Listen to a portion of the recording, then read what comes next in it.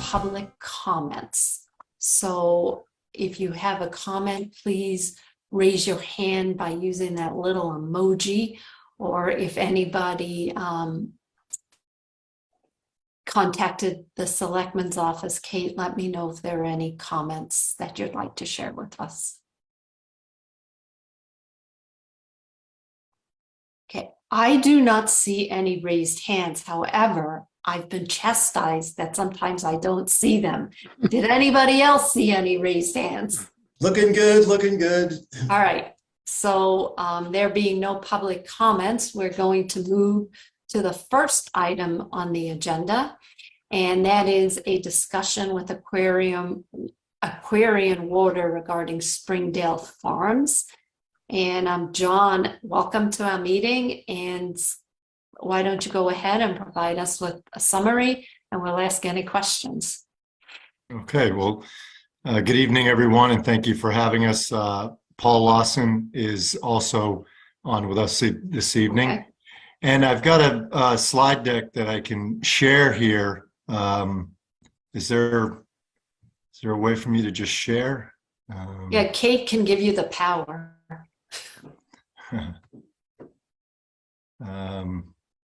Is that my screen showing right now, Kate? Or nope, that's mine. Okay. I'm sharing it for you. Okay, so I'll just let you know when to progress through the slides. Sounds good. So why don't we just go to the next slide? All right, so in terms of the agenda, and I'll move through these very quickly because I think we're allotted about 10 minutes for discussion. So I'm just going to go through the PFAS regulation, the Springdale system, just to put in context in relation to the rest of our infrastructure in town, what our Springdale PFAS results are, very brief on the customer communications we've done, the required actions that we have to take per Massachusetts DEP, and the alternative solutions that we are evaluating. Next slide.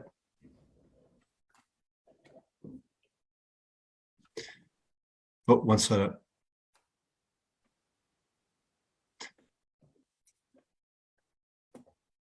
Okay.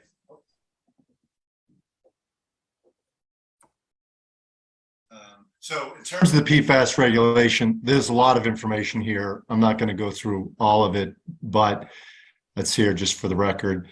And much of this information is in the public notice that we sent to the customers and to your town administrator. So PFAS, they are man-made chemicals that have been used for decades and decades. They've gotten into the environment and into drinking water, both groundwater and in surface waters. And a couple of years ago, DEP created the regulation, what's called the maximum contaminant level, an MCL, of 20 nanograms per liter or parts per trillion for 6 of those PFAS, so the sum of 6 of them. And for all water systems now in the state, you have to be delivering water that has a PFAS 6 concentration less than 20 nanograms per liter. Next slide. And I'll get into the Springdale PFAS results after this slide, but this slide just provides, again, the context of the Springdale system versus the rest of our infrastructure in town, because that matters relative to the alternative solutions we're looking at. Springdale system is on the upper left here. There's about 42 customers that are served in that system. There are 2 wells at 1 well field. And you can see the rest of our system that we call Dover main system has a couple other well fields, and they do come into play with the alternatives analysis. Next slide.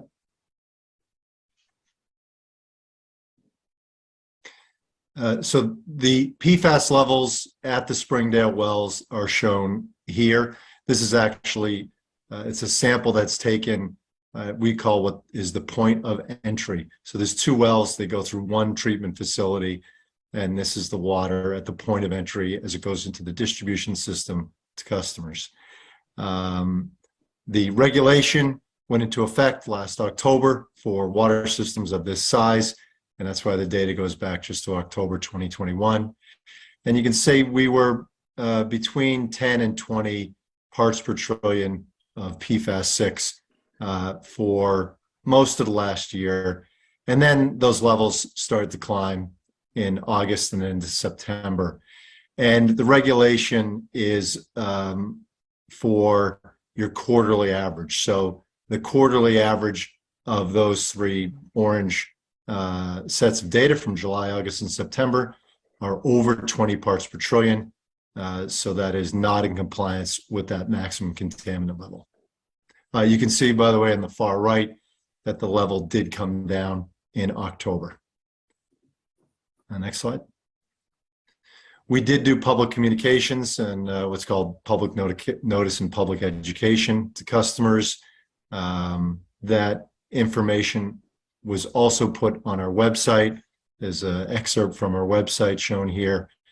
And also on that website is a credit for bottled water for folks in Springdale who feel they want to buy bottled water instead of drinking the water from their faucet. Next slide. In terms of the required actions, by November 18th, so we did receive what's called a notice of non-compliance in mid-October from the Mass DEP. And within that notice, they indicated by November 18th, we have to provide a short-term corrective action plan, and it lists there the types of short-term actions that you can take. And then by December 12th, we have to submit a long-term corrective action plan. What we will be submitting on the 12th is likely our plan for finalizing our alternatives analysis, because it's going to take some time, I think, to complete the analysis of the alternatives. Next slide. So in terms of the alternative solutions, and I put the map up here again because I'm going to reference it, but option number one is to open the Springdale interconnection.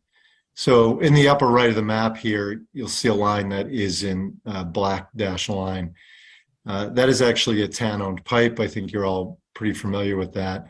The town has piping in the downtown area around the town hall and extending all the way down Springdale Ave over to the Springdale neighborhood.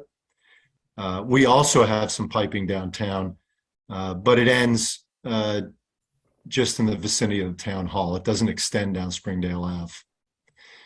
So that first option is that piping is actually connected to the piping in our Springdale system. There is a vault that has a valve and a meter in it. All we would need to do is open that valve, and water would flow from the town system into our Springdale system. That water, I think you're very familiar with this, that water is actually coming from our Dover main system through another interconnection into the downtown piping that the town owns, and then it flows onto our Springdale system, or would flow onto it. So if we're able to open that valve, that would allow us to turn off the Springdale wells, indicate at least until spring. Spring demands get really high, and we're not sure that we'd be able to keep up with them without the Springdale wells being on. The water will come from our other well fields that are in operation right now. That's the Francis well field and Knollwood. So this is a possible short-term solution. It's also a possible long-term solution, especially after we build a water storage tank. Once we build a water storage tank, at peak hour, summer peak hour demand issue that I just referred to ends up being resolved, because we don't have to pump from the wells to meet peak hour. The extra water during peak hour would just come from our water storage tank. I will say that DEP would need to approve the opening of that valve, because all interconnections need DEP approval to activate. The second option is to construct treatment at Springdale Wellfield, and that is not a short-term solution, because we would not be able to get that done until 2024. We were months ago, and I had presented this in August to you, we were actually already planning to build PFAS treatment at the Springdale Wellfield, because we saw those PFAS numbers between 10 and 20 parts per trillion, and we thought they might go up, and they did. In terms of the factors we have to consider, they're all listed here on the bottom of the slide. Will the town allow us to use that interconnection, short-term or long-term? We have to confirm that our other well fields could meet the maximum day and peak hour demands, with Springdale customers drawing on those same well fields. And we have water management considerations. Springdale use right now, the use of those wells, is not counted against our Water Management Act permit, which means if those customers in Springdale are using water that comes from Francis Street and Knollwood wells, that would then be counted against our Water Management Act permit. So those are all things we need to consider. Next slide. In terms of whether we have enough capacity, I know that there is a question about that. This graph simply shows the average monthly demands in the system over the past year, or in 2021. You can see that, and it shows the Dover main system and Springdale combined. And on the far right, I show the capacity of our Francis Street well field. So you can see on an average daily basis on any month, we have plenty of water at the Francis Street well field to meet the demands. What's not shown here is the peak day demands in the summer. Those are higher, not significantly higher, but they are higher, and it starts to cut into what we would call our margin of safety with the Francis Street capacity versus demands. What's also not shown here, though, is also Knollwood Wellfield. Knollwood Wellfield adds about 0.2 million gallons a day of capacity to Francis Street. So for our average and max day demands, we believe we'd be able to serve the Springdale customers off of our Dover main system. And now I'll just open it up for questions and discussion. So thank you for the slide deck. So I was just wondering, do you know what the catalyst was to drive up those PFAS numbers? And does it have something to do with the drier than normal summer that we had? I don't know if it has to do with the drier summer. We've got more than 300 wells in the company, and we do see variability in PFAS concentration in the wells. I suspect there's a small plume of PFAS in the groundwater in that area. And as we're pumping those wells at a higher capacity in the summer, I think it very likely drew that plume toward the wells. So, and we weren't surprised when we saw the numbers in October go down, because we're pumping less. Okay. So that plume is probably not being drawn as much into the well. And we don't know if this happened every summer, correct? Because there was no PFAS testing prior to this summer. Correct. It is possible that we're going to see this PFAS 6 level drop below the MCL over the winter, and we test monthly. Okay. So we'll see if that happens. So do regulations, if you see it drop below, do regulations allow, are you still in non-compliance? Or now that you've been out of compliance, there's no other way to remediate the situation than what you presented to us? Yeah, it's a good question. I don't know how DEP would handle that, but I think we would proceed with a solution for this anyways, because, as I said, we were already planning to put treatment at Springdale. The reason we're looking at the other alternatives is, as we learn about the system, as we operate it, we're realizing we've got more capacity than we'd originally determined, and we want to find the least cost solution. Right. And not only that, you don't have a lot of time for the remedy. So this, Correct. for me sitting here as a board of selectmen, it's important to be able to provide clean and healthy water to citizens of Dover. And this certainly is a quick way to do it while you put a long-term solution in place. I guess the only concern is by opening up that connection, are we in any way harming the rest of the water supply? I think in terms of quality, no. Or PFAS levels? Is there like backflow, so to speak? No. Yeah, we will be turning off, if we open that interconnection, we'll be turning off the Springdale wells. So no, that water won't be in the system.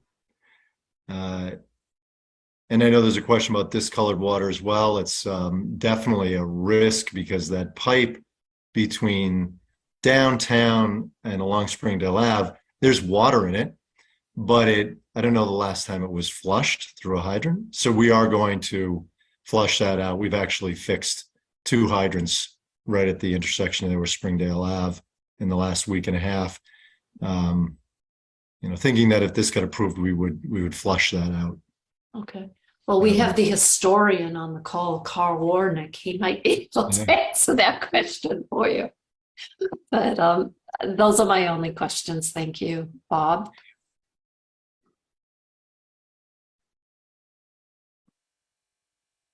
Bob, you're muted. Thank you. Hi, John. Hi.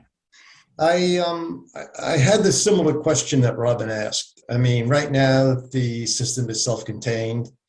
We have 42 houses in that area that are affected by this particular service. I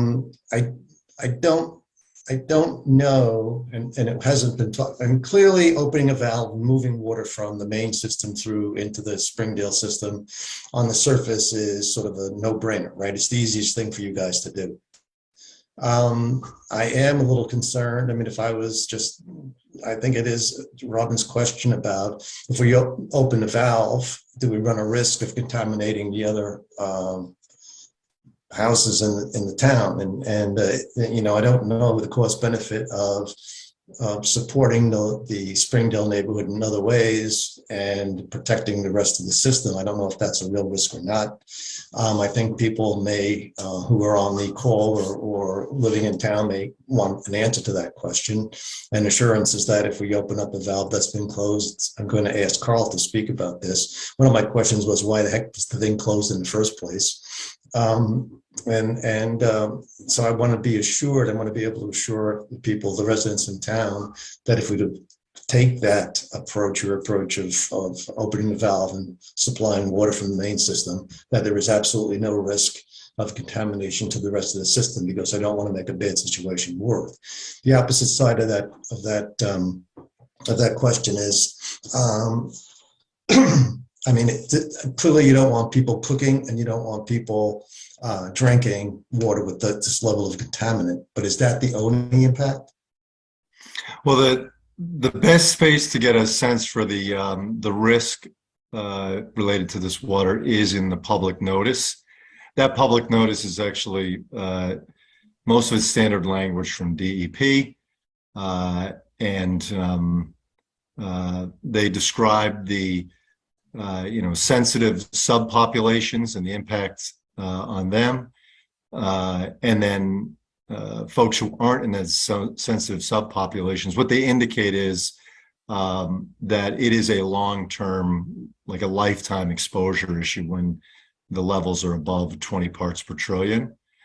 So I definitely recommend anyone who has any questions about the potential impact of drinking or cooking with that water, that is the best reference. And it has links to a couple other references. Hey, thanks, John. Carl, can you tell me why we shut it off? And when? That was when we were being supplied by Springdale Farms in the square when we had Church Street wells were detected VOCs. And we went over ground and got supplied by Dover Water Company, but that was only for a limited time. DEP allowed Springdale Farms to overpump for 5 years, which they did exceed. And then finally DEP stepped in after I think it was like 7 years and said, you could need to do something about this. That was when they put the 12-inch main down Springdale and shut that valve off and got supplied by Dover Water Company at the time down Walpole Street. And the town had went under agreement with them, and it all how do I say it? It was all on Dover Water Company, but the town, if they disconnected it within a certain period, they'd have to pay for the water main to Dover Water Company because they discontinued using it. So we did that. I think it was just about 7 years they went through it. And Dover Water Company wanted to disconnect it physically, and I fought with Dover Water Company about it because it's a good interconnection. My concern is Meeting House, the blockage under the railroad tracks, which is known, with the higher demand that Meeting House would go dry if that valve was open. If they're at a peak demand. My suggestion would be to do some testing first, pressure-wise, and potentially, if it's possible, to put a backflow preventer in the pit, a double check, so on and so forth. That would protect the town system. I don't know if that's feasible. They usually have double checks indoors, but this is an underground vault. I would be concerned if the valve was open and Aquarian's flushing the system, that if we had a water main break, don't know if it'll happen. I mean, it's 1 in 1,000, but then it's going to suck all the water out of Springdale Farms into the town system and contaminate it. I'm sure Aquarian's aware that they need to flush their system thoroughly before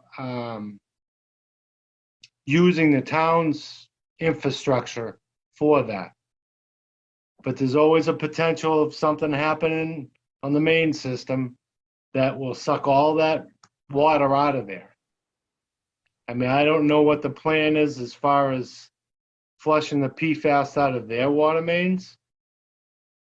But if you put let's say a double check backflow preventer in the meter pit, you wouldn't have an issue. And eventually with the usage and or flushing in the Springdale system, eventually that'll clear itself out in the system. Does that I do think in terms of flushing the system, I mean, within a couple hours, any water that came from the Springdale wells would be gone from that system. We just open up a couple hydrants and it would clear the water out of those pipes. You guys still have any dead ends on the system? I don't remember. I mean, I used to be an operator for the system years ago. I know on Main Street, they looped it to get rid of a dead end. Yeah, Paul, do you know, I know there's a lot of looping in there, but Paul, do you know if there's any dead ends that don't have hydrants on them? Not off the top of my head, but I know there is a piece that did get looped around. That was on Main Street to Cranberry. But I think Cranberry's a dead end, if I'm not mistaken. I don't know if there's a hydrant down there. My concern would be the leftover water. I mean, eventually it's going to work itself out, without a doubt. But it's the dead ends, and you can suck it all. With a water main break on the town system, you can suck that out real quick without a backflow preventer in the pit. I don't know if it's possible to do a backflow in there. Yeah, I know you and Paul had visited the vault, and the question I would have is it big enough to fit a backflow preventer in there? With some piping, I think it would be. Even if you use there is a bypass that bypasses the meter, even if you cut one in there. I don't know. But I think that would ease a lot of people's minds about, as Robin said, sucking in water from the Springdale system and mixing it with the town system. And as far as the water quality, we had a water main break there last year, so that pipe did get flushed out pretty well. Because we ran hydrants at the end. There may be some stagnant water towards closer to the meter pit, but for the most part, it was flushed out pretty well. Okay, thank you. And we'll definitely work with you on the backflow preventer, see if we can fit one in there. I will say again that I mean, Paul, you're more familiar with flushing, but my guess is within a couple hours, any water from the Springdale wells will be purged from the piping, and then the Springdale wells will be off. We wouldn't turn them back on until, I mean, there'd be a lot of communication with folks before we turn that back on, and DEP would have to be very involved in the discussion.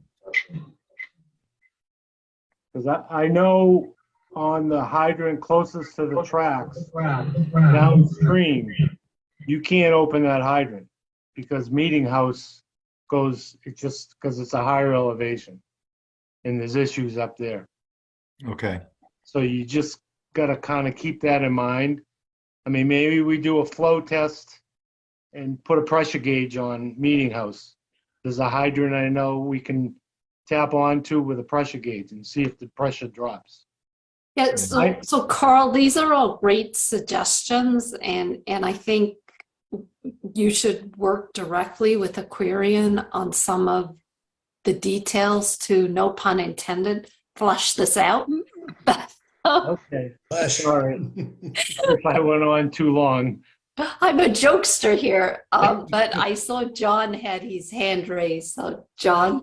So John Walsh, guess you, as you know, all three selectmen are customers of yours. Guess which one of the three lives at the top of Meeting House Hill? I'm guessing you. You guessed correct. All right. So as Carl is literally taking the words right out of my mouth, it's, you know, you have an association here. The hydrant that Carl is referring to is literally at the top of my driveway. And so the elevation change is pronounced and thus the top of the hill. So, you know, all of the residents on the street would be the first ones to say, this is a really bad idea. So that's obviously that's personal. That's our area that I'm thinking of. It's the other customers, it's our other constituents. So all make it a really, really bad idea when you hear Carl say Meeting House Hill could go dry. And that hydrant that Carl is referring to has failed in terms of the pressure tests because Bobby Tosi, who is the lieutenant of the fire, shares the top of his driveway as well. So we know these things, and Bobby knows them and Carl knows them because they're well aware, both from the public safety side of it being on the firefighters as well as being on in the town service. So you have a lot there to deal with, John. Back to in the in the spirit of keeping these things flowing, Robin, to continue your puns, 3 questions for me, John. On slide number 7, you said the non-compliant slide. The third thing was optimize the, as I was taking notes, we moved to a different slide. What is the optimize the what? What's the next part of that on slide number 7, where you list the 3 things that you could do? Was join with create a new line, join with the existing line, and then optimize. What was the third word? Optimize existing treatment processes. And I should say this is language right from the public notice, which is standard DEP language. Okay. So what are those additional treatments? That is, we don't have treatment there other than chemical addition for corrosion control and chlorination. So there's no treatment that could remove PFAS. So again, that's standard language that DEP had us put in the notice. That option doesn't exist for Springdale. Optimizing treatment doesn't exist as an option. All right. So where is the vault located? At the corner, at the intersection right in front of the railroad tracks where you guys were digging, Carl? Is that where the vault is? I think it's Springdale and Old Colony. It's at that intersection. At that intersection. Okay. And then the third thing, John, is the tank that you refer to be constructed. Is that a second tank, or is that the tank at Picardy and Breton Road? It's at Picardy and Breton Road. Okay. Will we need a tank in addition, or let me rephrase that. Should we have a tank in addition to the Picardy and Breton Road tank along Springdale? I don't think it would be necessary now. No. Okay. That's it for me, Robin. Okay, so, there's questions, there's things to be worked out, but there's also a pressing deadline, and I'm certainly cognizant of that. So what I would like to do is, if it's okay with you and Bob, is to make a motion contingent on Aquarian adequately flushing the system in advance and ensuring that there's adequate pressure in the system, and also ensuring that there's no backflow back to the rest of the water system, and let them work that out with Carl. So are you okay with that motion? My personal concern is to do whatever is required to protect the rest of the system. Right, so I If think there's- it's all these things here. If that includes the issues that Carl was raising, then I'm okay with the motion. Carl, have I addressed all the issues you raised?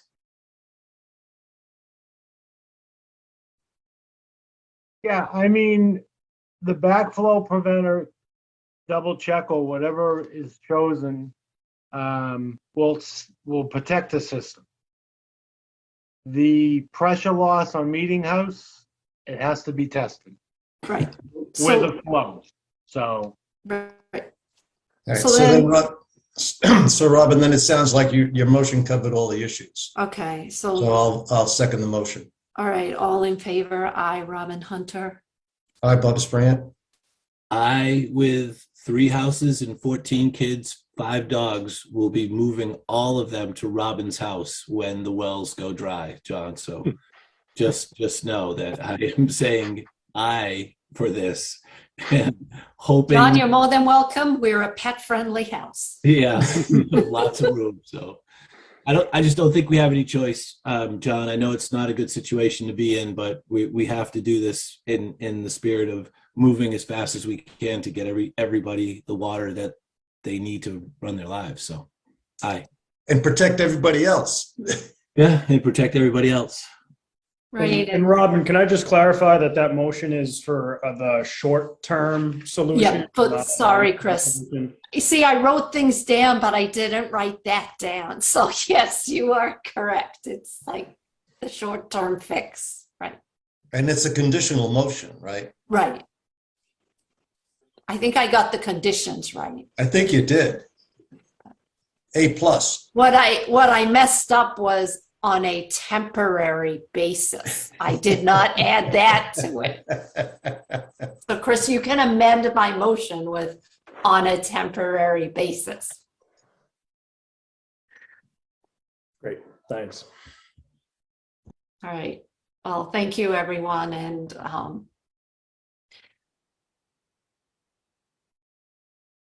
I was going to make another joke, but I'm going to move on. You know, I should end on a high note.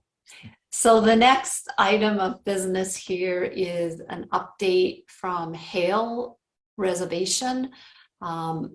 We have been talking with Hale for the last, I think it's 2 years now, regarding an opportunity for the town to put a CR in place.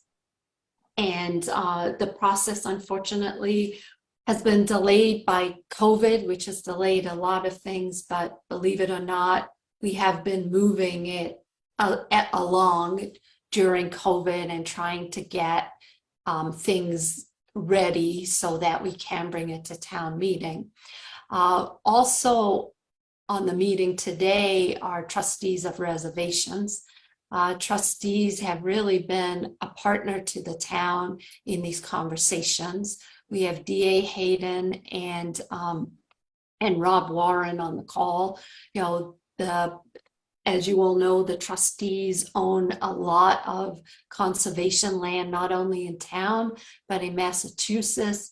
They are stewards for conservation, and they have come to the table to work with both the town and of course Hale to, in the event that the CR gets put in place, to be the custodian of the CR. So we really appreciate their support and partnership with the town on not only this matter, but with all the other properties. So with that, I would like to turn it over to Eric, and then DA and Rob, if you would also like to comment following Eric's update, that would be permissible as well. But thank you both for attending this meeting. It's all yours, Eric. Thank you, Robin. I kept thinking to myself, am I going to be forced to come up with some water joke in this whole thing as well? I'm gonna try to refrain from launching right into that. But well, especially if it's better than mine, you know, it's no, not the right thing to do. I chuckled on that first one. That was good. First of all, thank you all for having me. It's great to see you again. And by way of reference, I do want to start a little bit back on sort of just so folks sort of can reflect on and Hale as a whole a little bit. And, you know, Hale Education has been around for 100 years and started with this very small piece of property, which was 28 acres, and slowly but surely acquired this land through acquisitions that were donations and sold and purchased and land exchanges throughout all the years. And for the whole 100 years, Hale's really been focused on experiential outdoor learning. And that really continues today. And we continue to thrive in that space as our focal point for our operations on how we can provide outdoor learning opportunities for kids and families from communities all around the greater Boston area. Many, many Dover families participate: Westwood, Medfield, Dedham, Boston, et cetera. I do want to just sort of reflect also as some important elements. Hale operates today with a $4 million annual operating budget and 28 year-round staff, and with $600,000 as a reserve fund. We've operated in a very much of a hand-to-mouth situation for a long, long time. We have an additional $600,000 that sits in a traditional endowment that only allows us to pull a little bit of interest off that. So we've been talking about sort of the long-term sustainability of the organization to eliminate any risk to the land, which is not protected.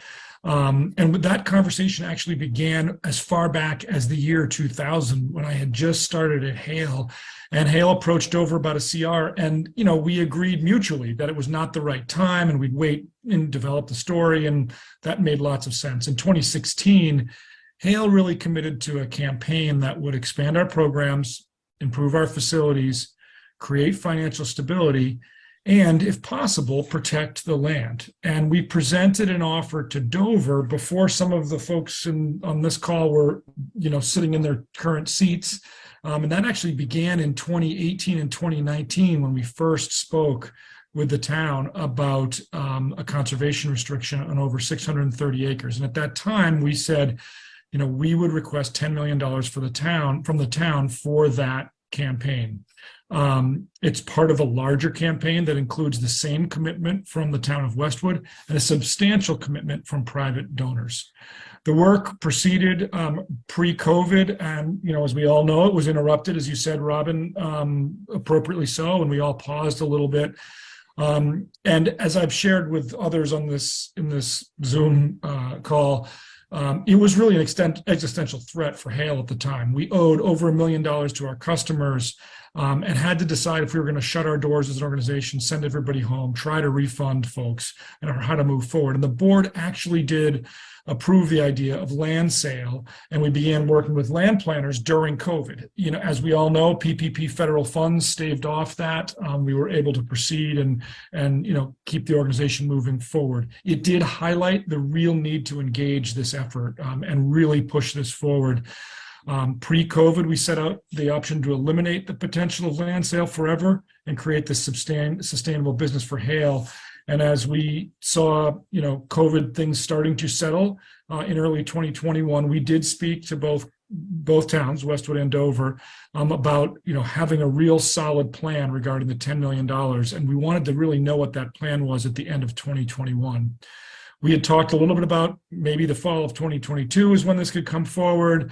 Then we sort of had to push that back to the spring of 2023. And now we understand that and understand why, but understand there's some challenges with that timeline as well. In the meantime, Hale has raised $18.6 million in private funds towards this initiative. Some of those dollars are contingent on the town's support, and some of them actually have a deadline for June of 2023, at which those funds may not be available to us anymore. We've made a lot of progress. Westwood is also talking about a spring 2023 town meeting timeline, and we have been working with them on that and meeting with each member of their select board to dive into the details. And speaking of the details, just last week, we shared with the town of Dover the actual CR document. As you mentioned, Robin, the trustees have been instrumental in sort of working through that document on the town's behalf and on the trustees' behalf as a conservation-minded organization, and then working with us on what makes the most sense for Hale. So we've presented that and look forward to negotiating that and going forward. I will sort of say I know and understand that there's some challenges, in particular with the Carroll project, that have created for timelines and town meetings. And I know that, as we've all seen, construction projects have gone way up. I know from our standpoint, we just got another estimate on one of our projects and it has doubled in price. So we're seeing the same challenges that the town is seeing. We've increased our philanthropy goal from our initial campaign to address it. One thing we have not increased is the $10 million request that was pre-COVID to the town.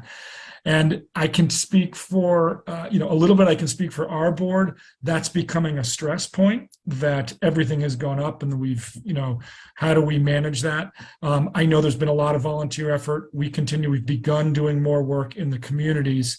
And ultimately, as we speak with folks, as our board decides what they do, I don't know what the next steps are truly going to be as we move forward.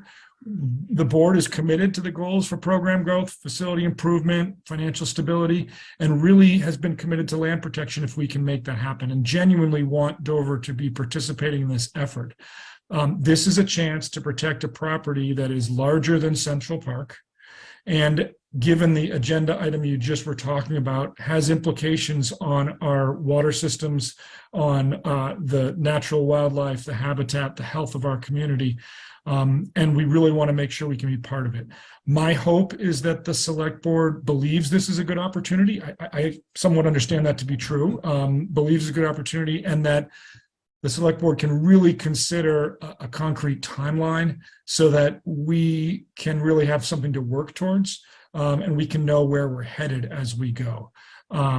Again, we are eagerly wanting to move this forward as quickly as we can for a variety of reasons, and understand the challenges the town is working through in a variety of spaces, but would love to hear more about timelines and how we can move along. You mentioned DA and Rob being here, which is wonderful. I also would note that Henry Faulkner from the Dover and Conservation Trust is here as well, and they've been very supportive of this project and have had a lot of support with this. So that's sort of the update on where we are, Robin, and sort of our hope that we can move forward in our timeline. So.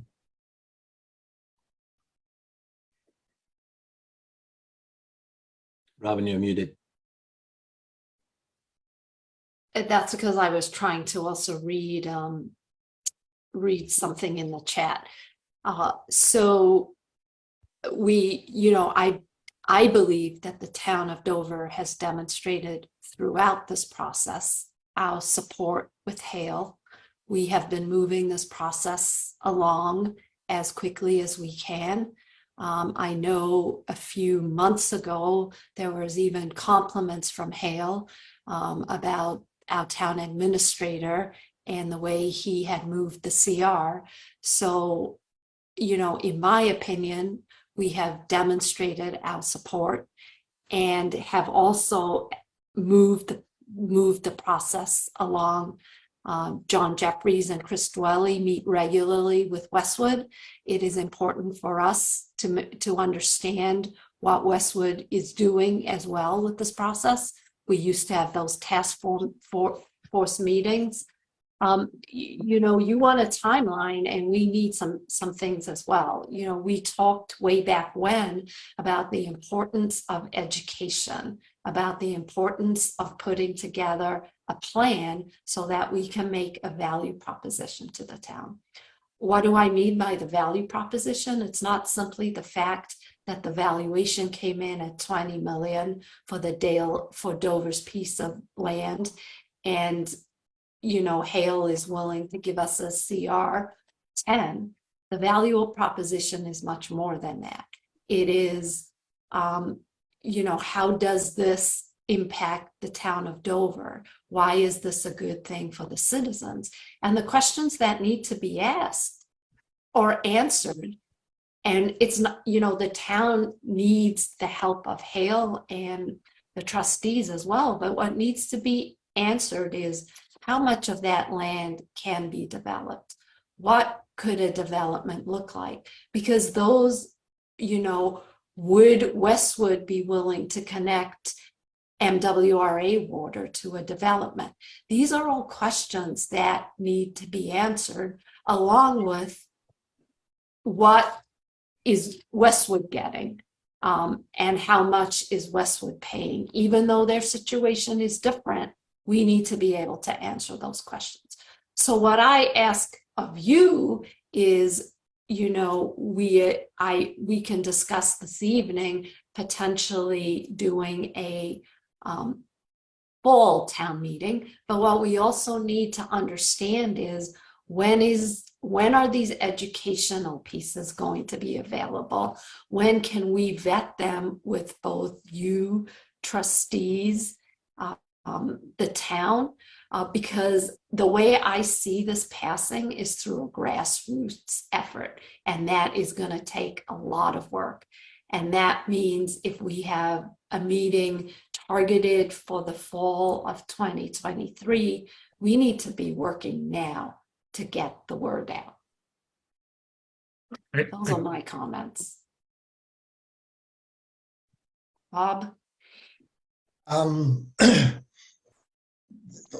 Yeah, I think I've mentioned almost at every time we talked about Hale, that one of the most important things to do was to inform and engage the residents, and to be able to listen to what they make the case.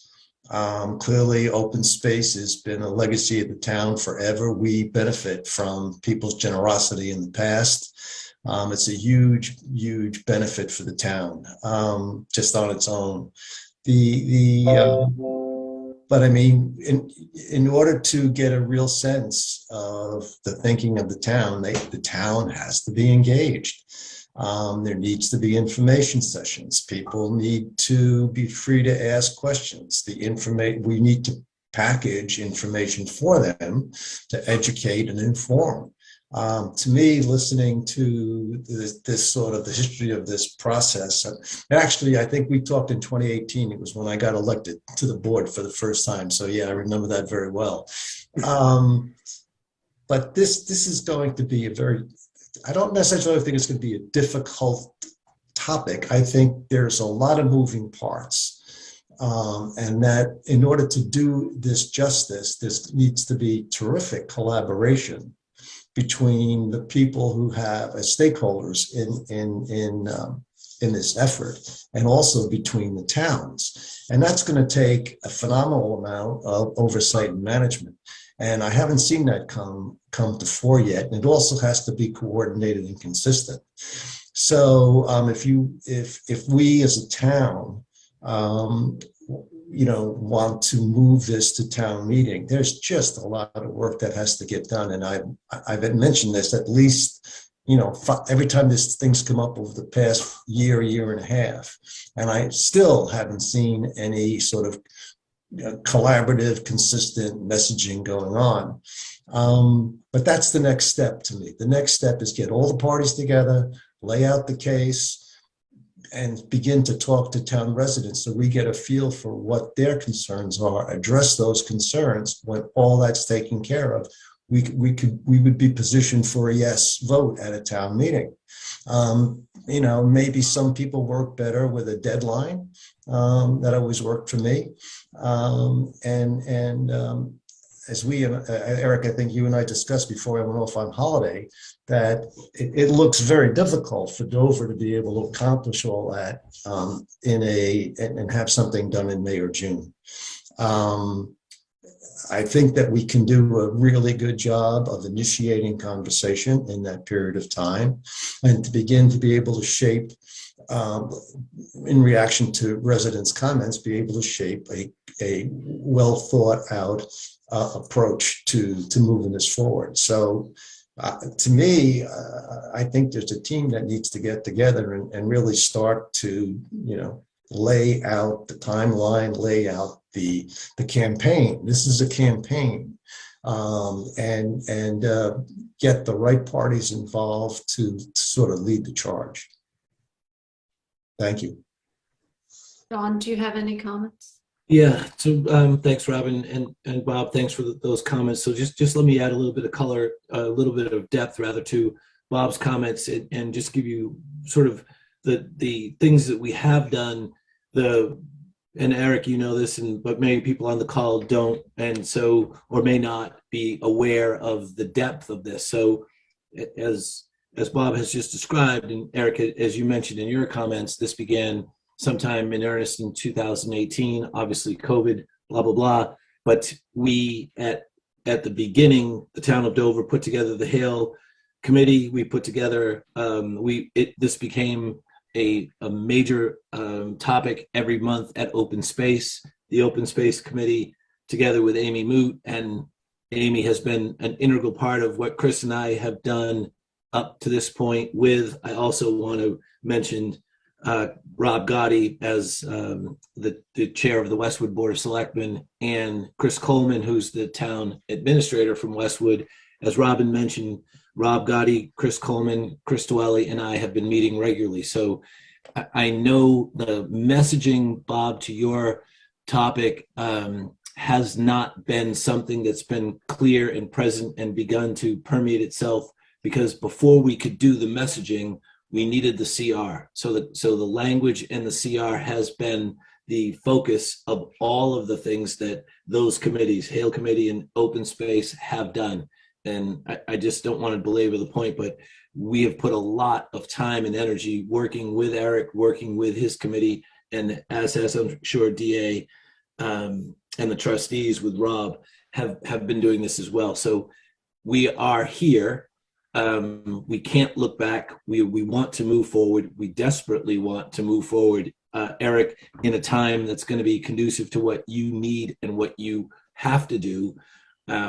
We are constrained in town meeting by our regular town meeting and then by the Carol, which, as you eloquently said, Eric, is suffering the same fate as your 100% increase of the building you're trying to build. So it's not like this has happened in a vacuum. We have been moving forward. We've been putting a lot of time and effort and energy. And I'm sure there are other people, Robin, that are on this call this evening in this meeting that would echo the work that has already been done. We just want to continue to move it forward. We though, as everyone has said so far, we are constrained with what we can do in the confines of the things we already have established. So it is not, your message, Eric, is not lost on us, and we want to continue this desperately. So it's not clear to me. Two things, Robin. One, I don't know if you want to entertain any comments from the people attending the meeting. And number two, it's not clear to me, maybe you have given us some thought, how we might organize ourselves to sort of get a bus driver for this bus that we think is going to come down the road in terms of the educational aspects for our town residents. So I actually have thought about this, and it just is fortuitous that our friends from trustees are on the phone, because they actually volunteered to take a first pass at some educational material and then work with a task force of Dover and Hale to massage that and to help us with a grassroots campaign. So I'll turn it over to them if they want to comment, since I just volunteered them. And as you know, this is DA in a former life. This is her specialty, so PR.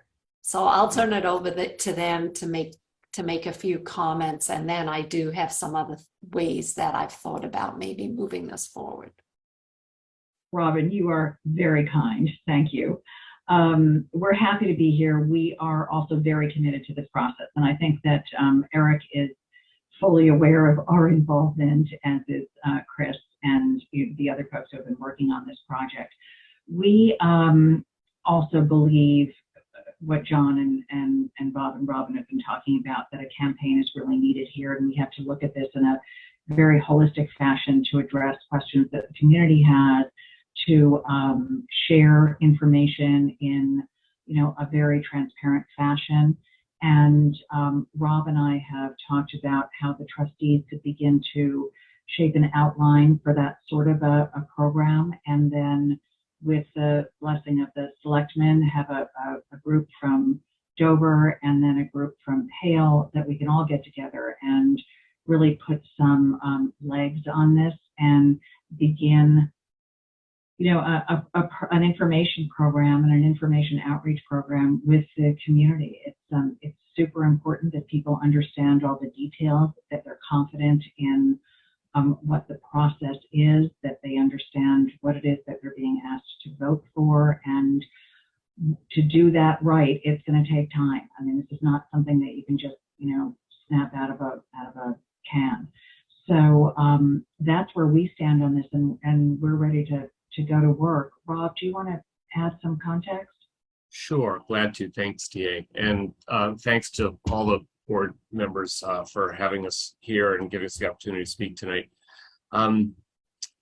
Yeah, and really to back it up a step, thank you for inviting the trustees to this conversation about this important project. We've now been interacting on this for coming up on a couple of years, I think, at this point. And, from the perspective of the trustees, this is a tremendous opportunity. And we are very excited that the leadership of the town of Dover, and in a hopefully growing and needs to be growing public awareness of the project, I think there's great fertile ground for that, but work to be done on that front.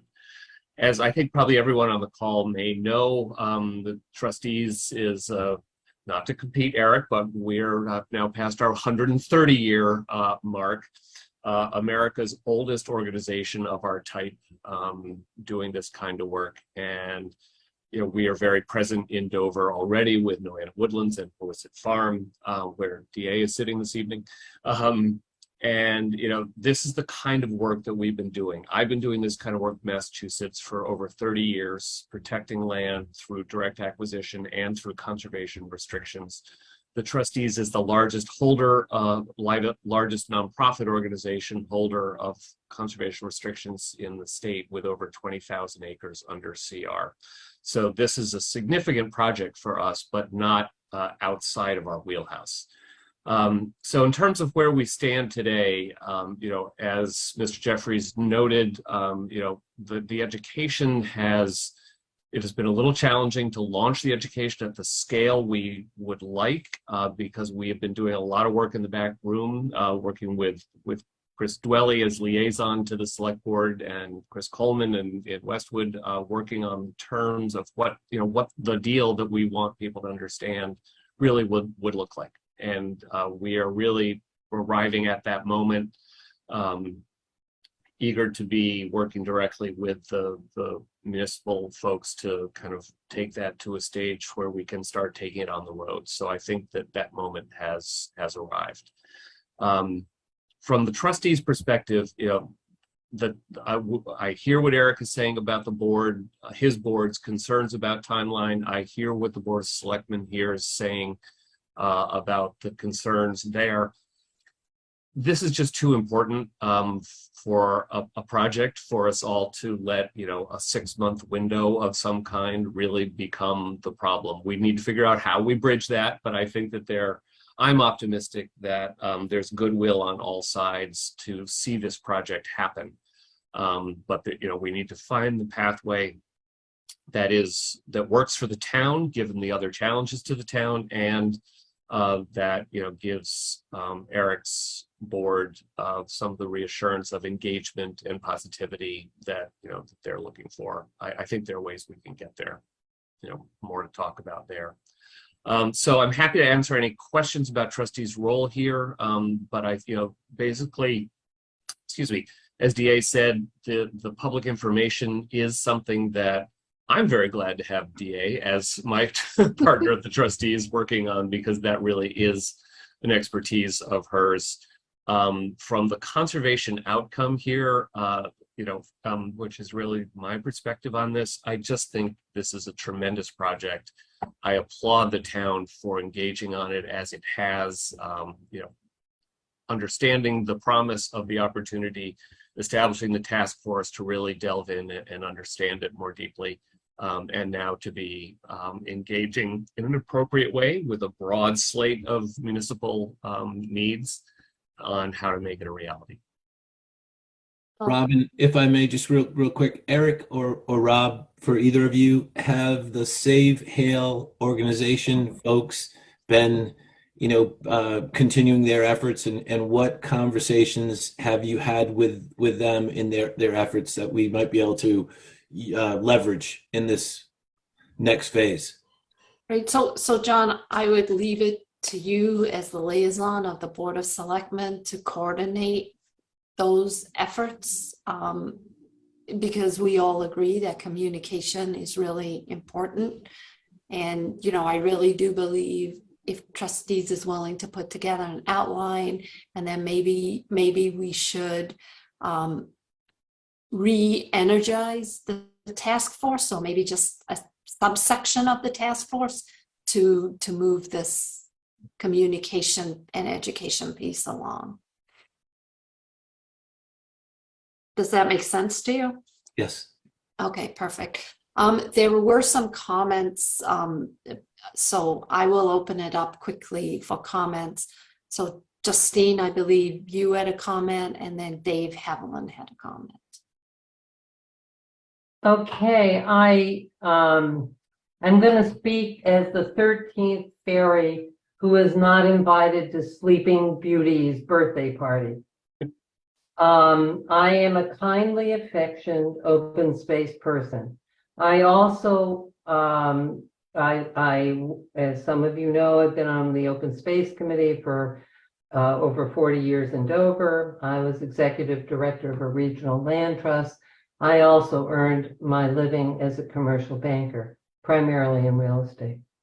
My comments are these, and this is a friendly but cautionary set of comments. Number one, and I think you're going to have to really consider this quite seriously. A lot of people to this day consider this a form of blackmail, that Hale has financial issues and they're sticking it, and I'm being extremely direct, as is my custom, to the towns of Dover and Westwood to bail them out. Had Hale done a better job of managing their resources over the years, this might have not come to this point.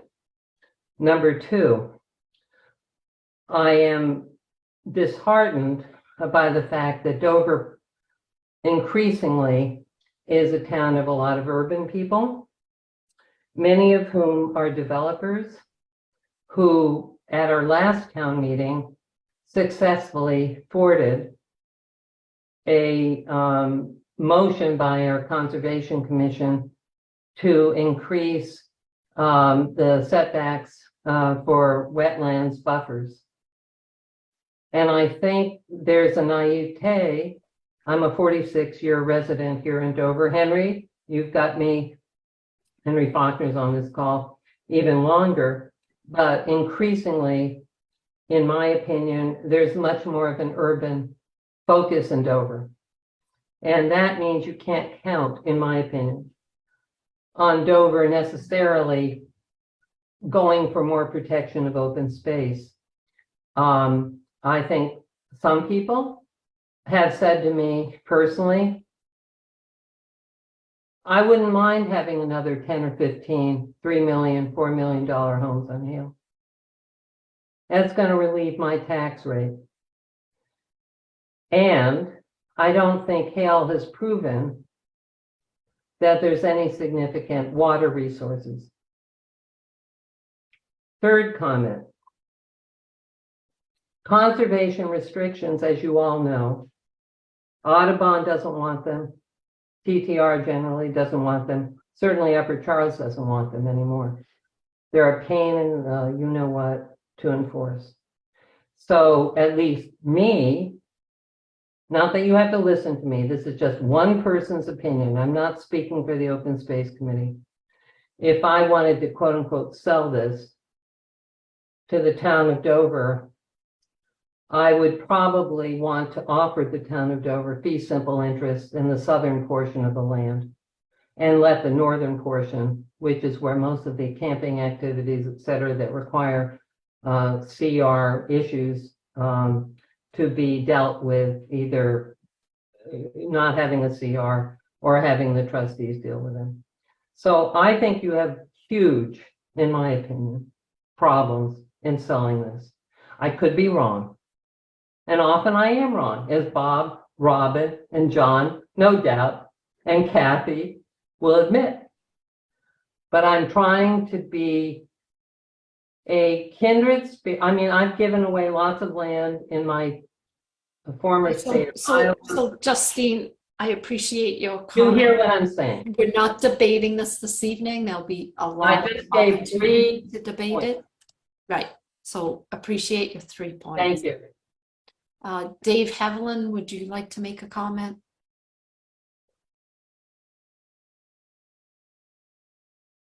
Thank you, Robin. Yes, it was really a question, and that is, The question of with hail, is Dover looking into water or water rights from this conservation restriction? And Robin, you gave me a quick answer that the water consultants for Dover are working on it, which was wonderful. Well, they're looking to see if there are water rights under there. Right. And of course, there's plenty of surface water of hail, but I don't know what's underneath. So I'm out of my league here. But my personal opinion is that the value proposition to the town of Dover for spending $10 million to get this restriction, if it came with water and or water rights, given the first item on your agenda, would become a much greater value proposition to the town and might speed through passage.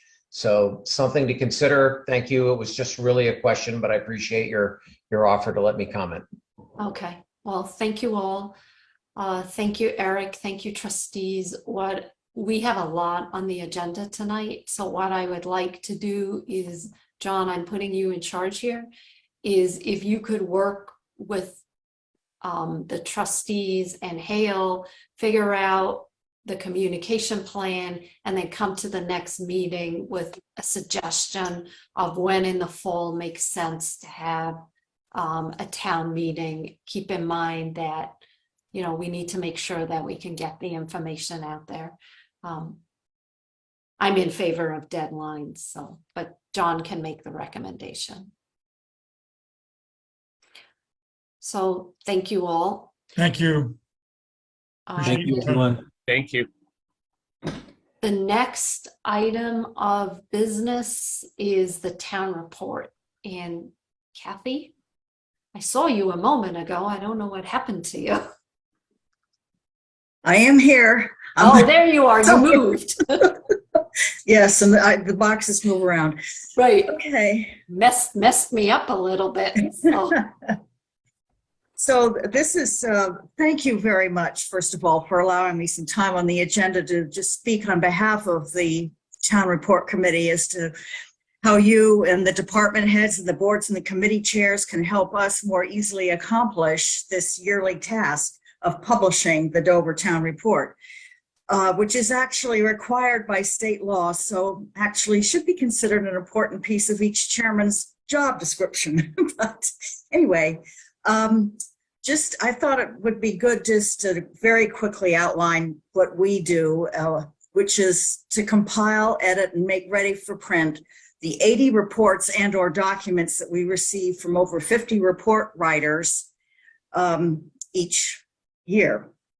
And the process begins with the Board of Selectmen announcing the season at a November meeting, which you're going to be doing this evening, and follows with a memo from them of broad guidelines to all departments, boards, and committees. We, the Town Report Committee, follow very shortly thereafter with more detailed instructions to each report writer, along with their prior year report to use as a template. As the reports are received, the Report Committee edits them, which includes the normal grammatical and typo corrections that you'd expect, reformatting or complete conversion to a Word document if necessary, which increasingly has been necessary, and communications with authors when clarifications are needed regarding to content. And the clarifications, it's interesting, can take as many as 2 to 4 weeks to complete. It all depends on people's work schedules, their schedule, what is needing clarification, and a lot of back and forth discussion with editors and chairs or department heads. The next is selection and placement of photos, and the first pass then to the graphic designer to lay everything in. More back and forth for proofreading and needed corrections before the final copy heads to the printer in mid-March. So from January to mid-March is very, very busy. And the final report has to be available to citizens no later than 2 weeks prior to town meeting. So that's it in a nutshell, what we do. The big issue for our last several years has been late reports, often 3 weeks, sometimes 5 or 6 weeks beyond the deadline. And more recently, an additional issue has been reports submitted in all kinds of formats other than Microsoft Word. And so this, of course, just adds to the issues that we have in sticking to our deadlines. And we don't have a group. I think we're going to try. I used to have on Microsoft groups I could send a reminder out in one quick email, but you have 50 people that you're trying to just make sure that they know the deadlines are here or they've missed the deadlines or whatever. So that's been a little bit of a hindrance. But I think the most recent additional issue has been reports submitted in all kinds of formats other than Microsoft Word. And they will be Google Docs, PDF files, reports embedded in the body of an email, just anything except, and then the instructions actually are very clear.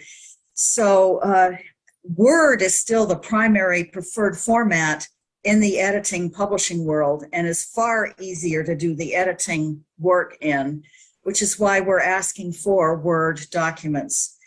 So I'd say work in Google, submit in Word, please. So our committee is short-staffed this year. We're down 2 members despite efforts to fill the vacancies.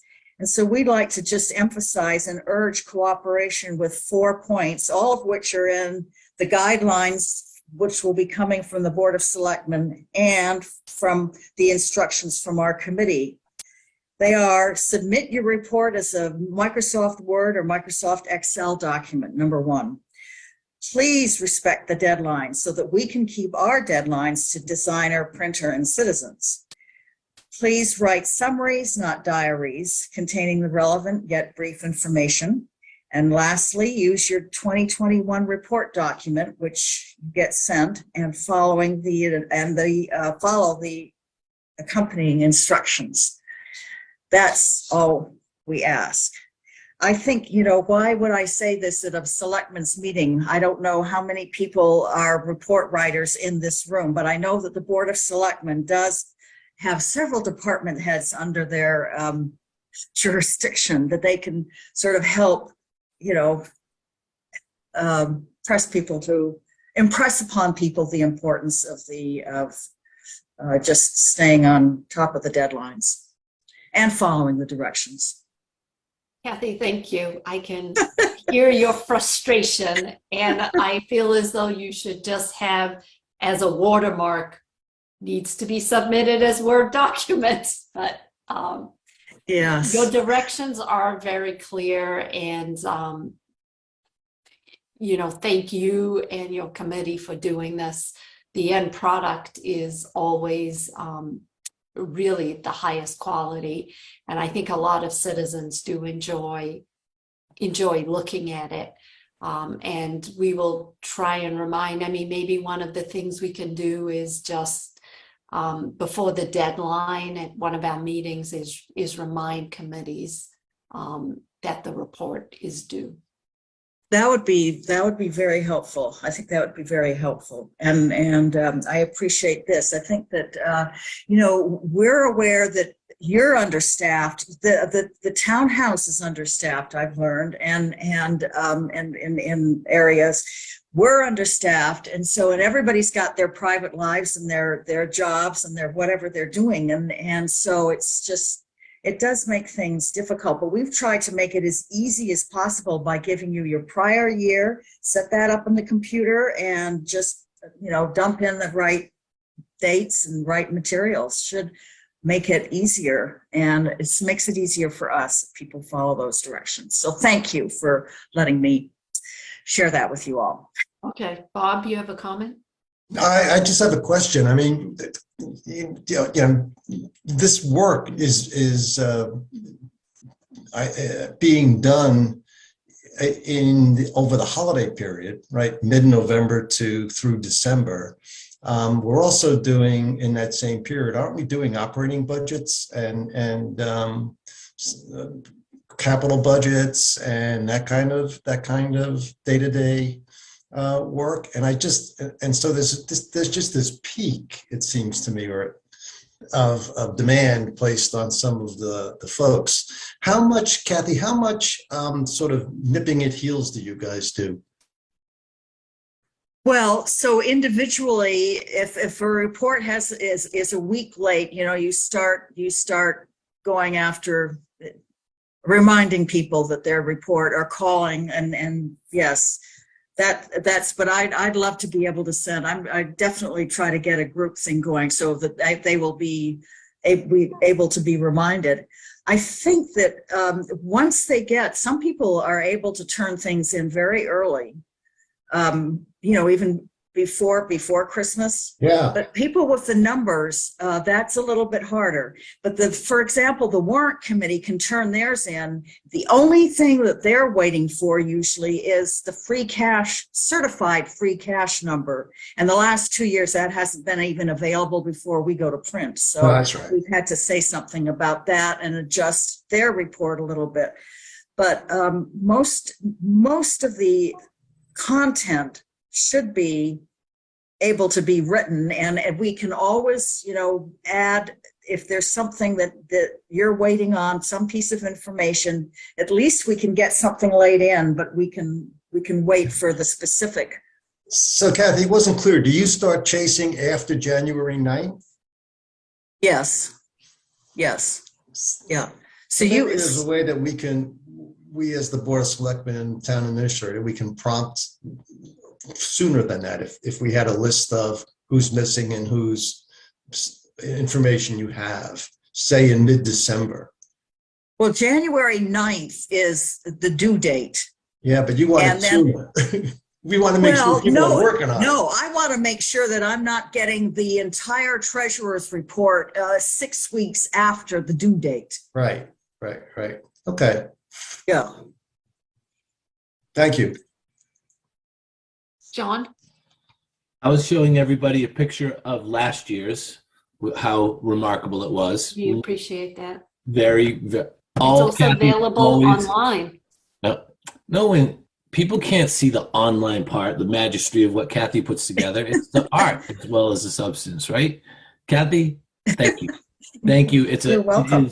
It is a lot of work. It's a lot of you do have to collate a lot of people and processes to get this together. It's not herding cats. It's herding cats with data. And you're right. There have been delays in this that should be unacceptable, and unfortunately for lots of reasons, but they do happen. And so thank you for doing this and for putting all the time and effort and energy that you put into this, because I love it. I keep them in the book form because people do that for the years that we've been here.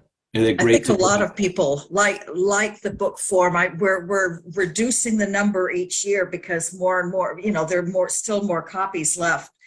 But I think there'll always be some hard copy, and the selectmen should have a voice in that, because you actually are in charge of all of us. So, how it gets presented and so forth. And a lot of towns are going to all online, but I think we'd like to keep a few copies, hard copies, and keep it going.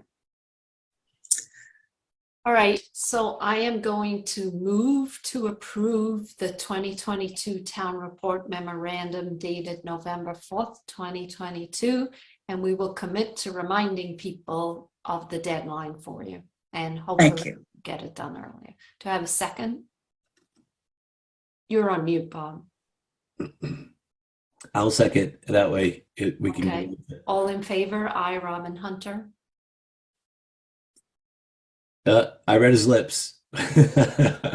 You're probably still on mute. I, John Jeffries. Hi, Bob Springett. There you go. I, John Jeffries. All right, thank you, everyone. And moving along, not fast, we're an hour behind, is item 1.4, which is the public relations and marketing discussion. And I'm going to hand it over to Kate. Good evening. Let me just get this presentation up. No water jokes because we're short on time. So I really want to Thanks, Kate. get this started. But Yeah, I the had presentation, thank you for sharing it ahead of time. Oh, no problem. Well, tonight I'm here. I'm happy to present to you a brief overview of what the town's current strategy is for communications, but more importantly, I'm here to present some options and recommendations that will, if you will level up our tactics and get us closer to our ultimate goal of creating a communication strategy that reaches all residents, but also allows them to become part of the process. So, part of this presentation, I'm just going to quickly I did an audit of really everything that we're doing, so I can tell you about that. I also surveyed comparable communities, other communities in general, bigger, smaller, and try to see what our common challenges are and how they approach those challenges.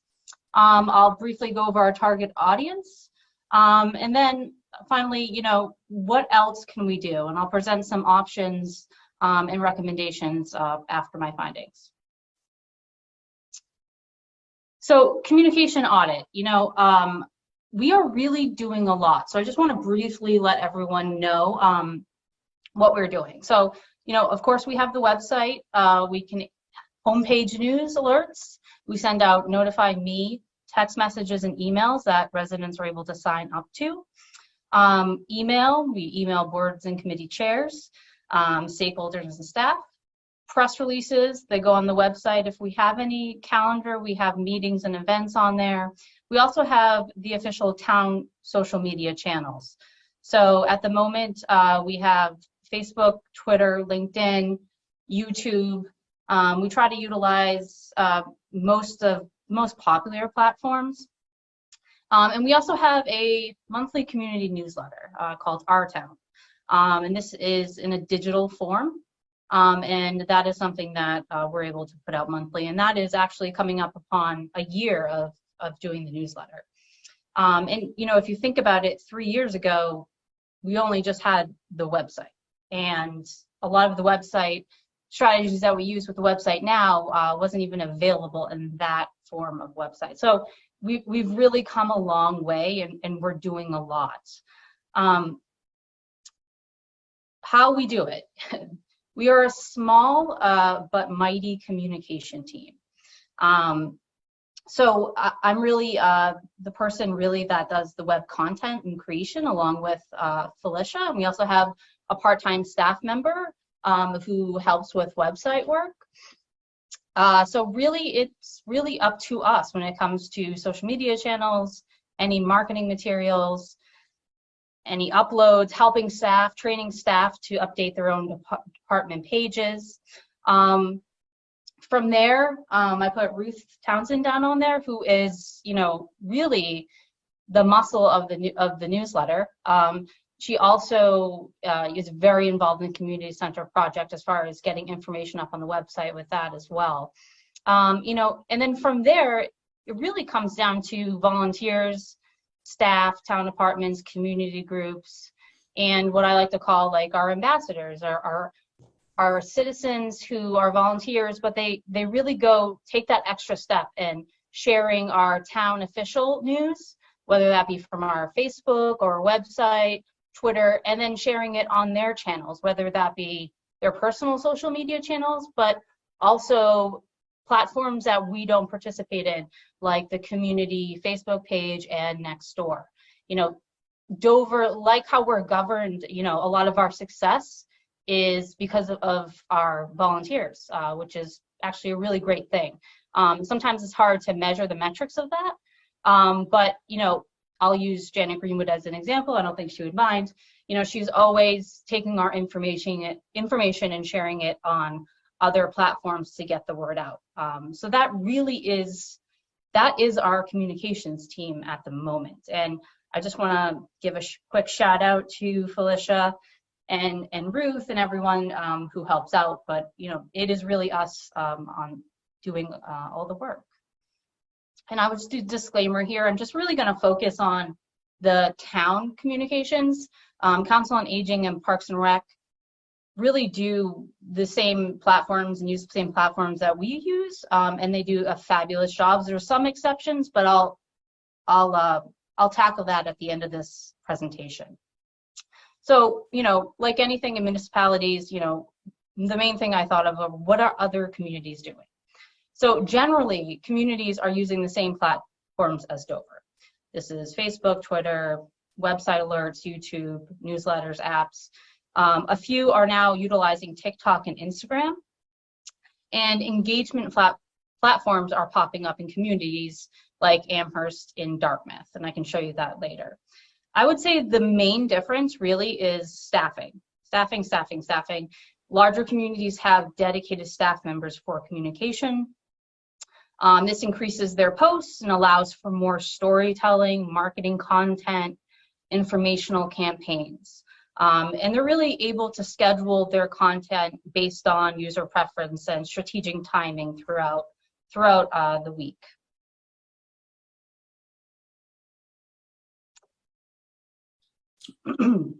So again, one of the things I found is we all really have the same problem.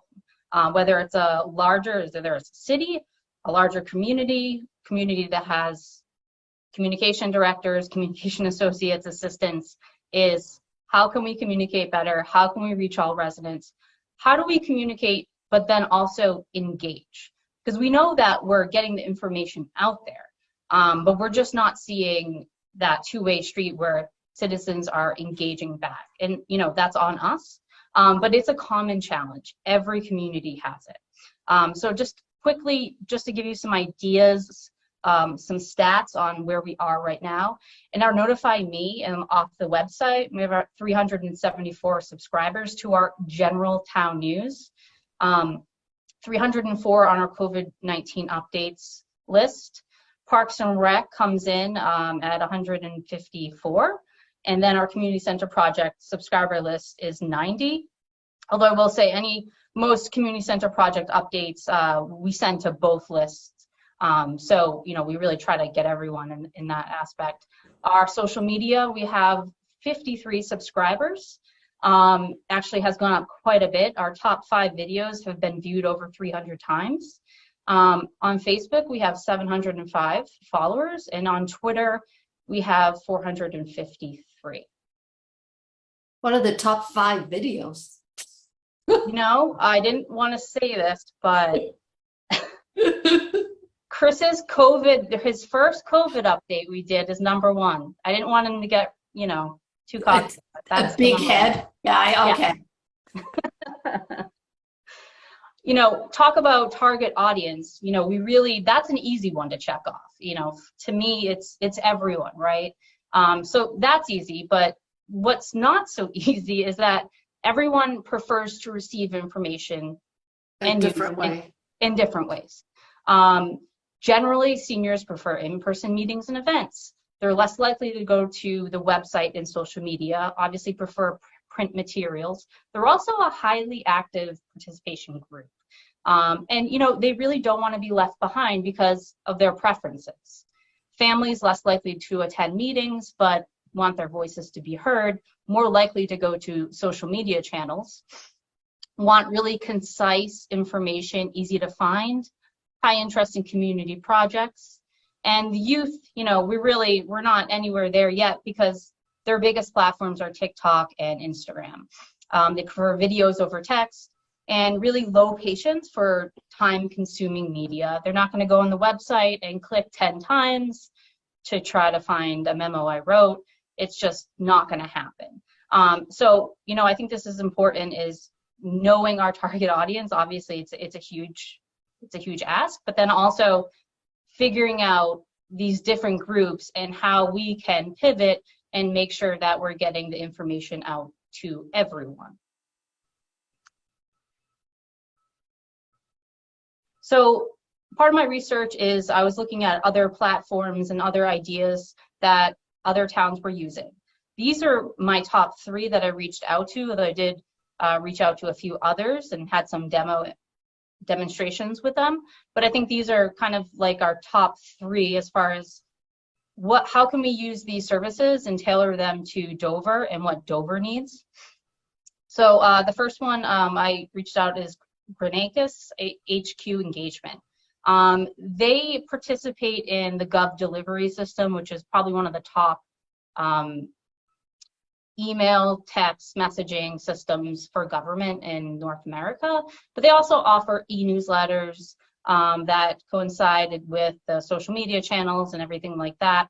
They also have a platform, an engagement platform, and I'll show you an example later on. But this, it allows meaningful engagement. So along with the typical surveys and polls, there's comment sections that I will say are, heavily watched by people and also AI technology.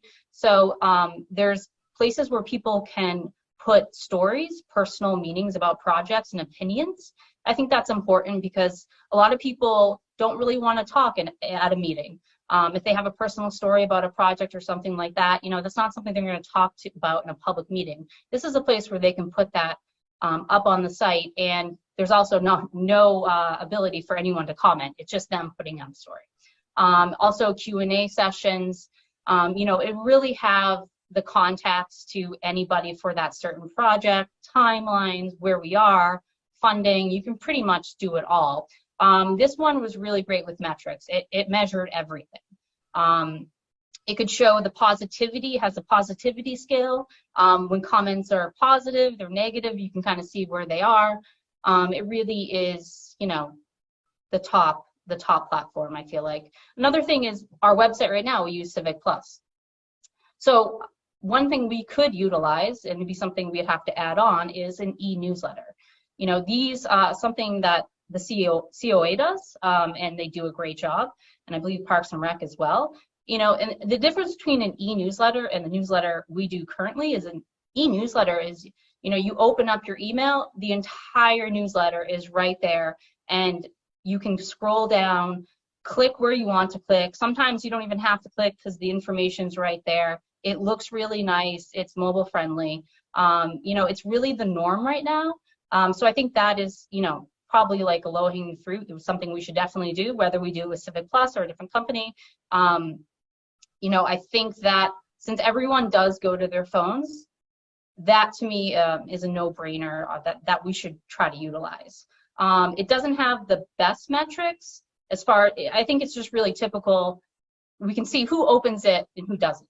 But it does, can tell us something. The only thing is, as far as building up a project page or something like that, like I mentioned in the HQ engagement, all our projects would be on one page. In Civic Plus, we just have to build that up ourselves, although that is possible. And that's kind of been a goal of mine for a while. Another company I reached out to was John Guilfoyle Public Relations. They're utilized by public safety, I would say, all throughout New England, but also municipalities and cities. A lot of their focus is press releases and having them be like our contact for the media. Something they can do is put out a number of press releases a month for us. They would call us, call department heads, and kind of create content, if you will. They're really big on crisis communications. They offer a news blog, which is just basically another website, but all of our news stories in one place. Not sure that would be too helpful for us in this scenario, but another thing they do is producing videos, photos. They could have a photographer come here to Dover and take pictures. So that is really the bulk of their services.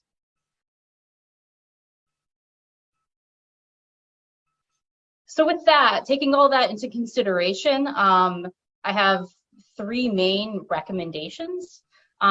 How I've always approached communications, just because there are so many different options, different preferences, is really just attack it from all angles.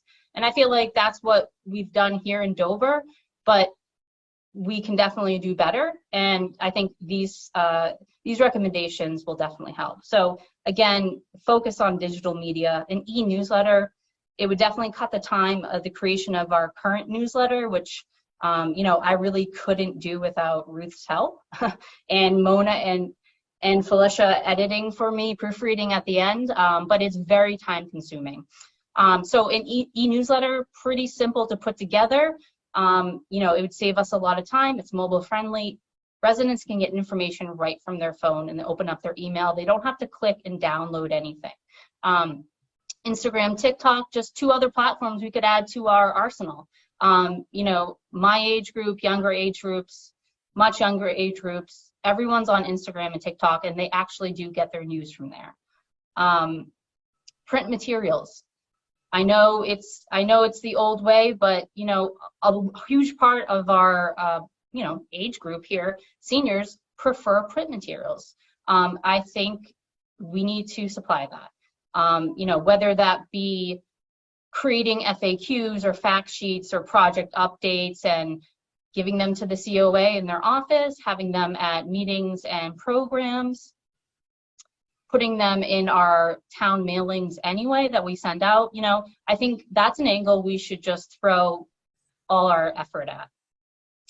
And finally, videos. Videos is really, really important to the younger generation, and it's what people are used to now. So making short videos, making long videos, for example, going through all the town meeting articles, things like that are really important. The second is the engagement platform. This will provide one place for all our projects. It would really be user friendly. People could click on a project and literally they'll have the most recent update. They'll have the contact, they'll have the timeline, the funding. It'd be nice if all of our projects were in one place.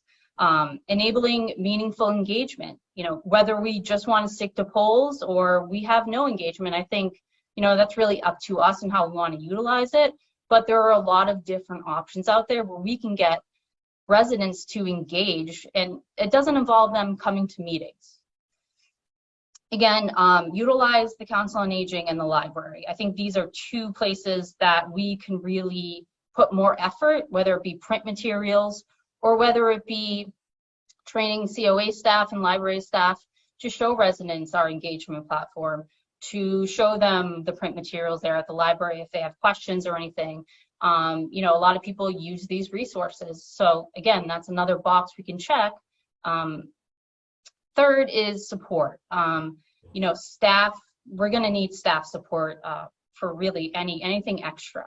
A part-time staff dedicated to communication channels, marketing, and branding would be huge.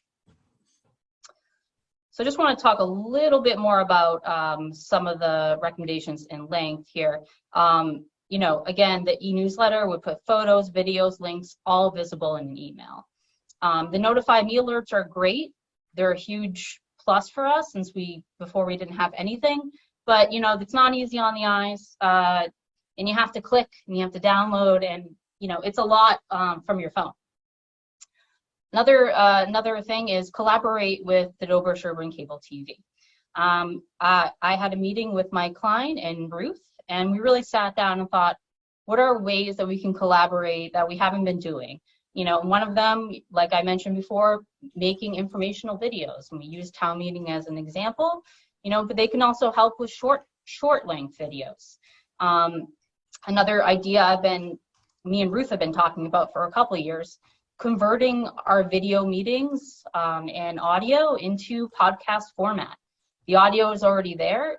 It's probably not a huge pull, a huge ask. It would just be us working with Mike to try to figure out how to do that. But I know myself, I drive a lot, take the train, or I'm driving at the gym. I'm always listening to a podcast. It's a quick way to learn information. Obviously, the meetings could be broken up into sound bites and sections, and that's where a lot of busy people can get information in a really quick way. That is really not a lot to ask for on their part. Again, planning information campaigns. Quickly talked about that with the Hale stuff, but the Hale project, the building committee, town meeting. Having that extra staff member and having that platform, we can really plan and schedule and really be ahead of the game. Short info videos, 10 to 20 seconds. Those are those are what is, that's what's popular right now across all platforms, especially Instagram and TikTok. And again, I mentioned it before, but just having FAQs and project info print materials available in all our buildings. A lot of people take print materials that are out on counters, COA events, town events. I think that would be huge. Again, the option of inserting them into town mailings, we're already doing those mailings anyway, so why not add those in? Another idea was doing some live and recorded question and answers. This could be on projects, this could be on town meeting, and lastly, a live virtual office hours. That's something we could think about too. Have a half an hour, people can write in questions, and it could be virtual. So let me just show two things real quick. Gonna go off the screen here.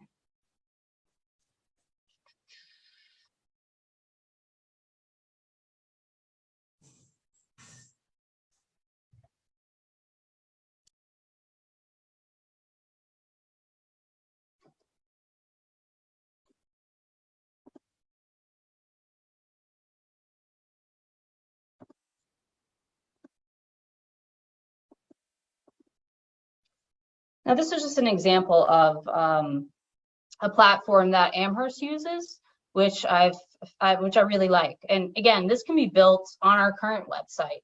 Wouldn't have the engagement opportunities. We do have polls and things like that. But something like this could be built for what we already have.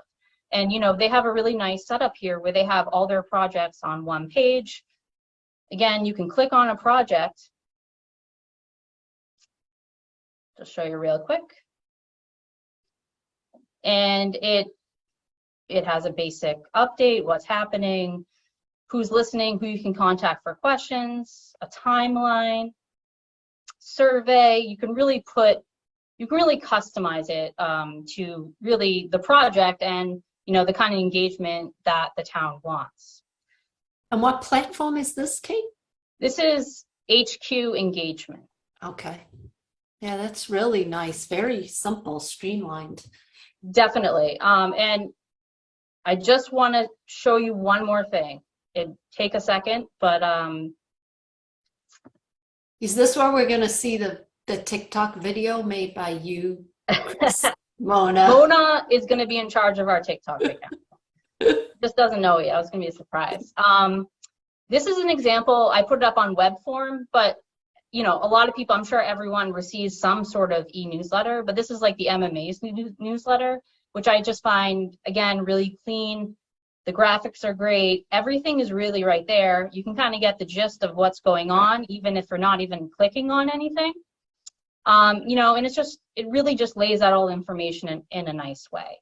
Again, that's something we can do with the website that we have now. A lot of these things are, we don't have to go out, but we just would have to commit to them. And that is it for my presentation, my communication journey I've been on. Happy to take any questions.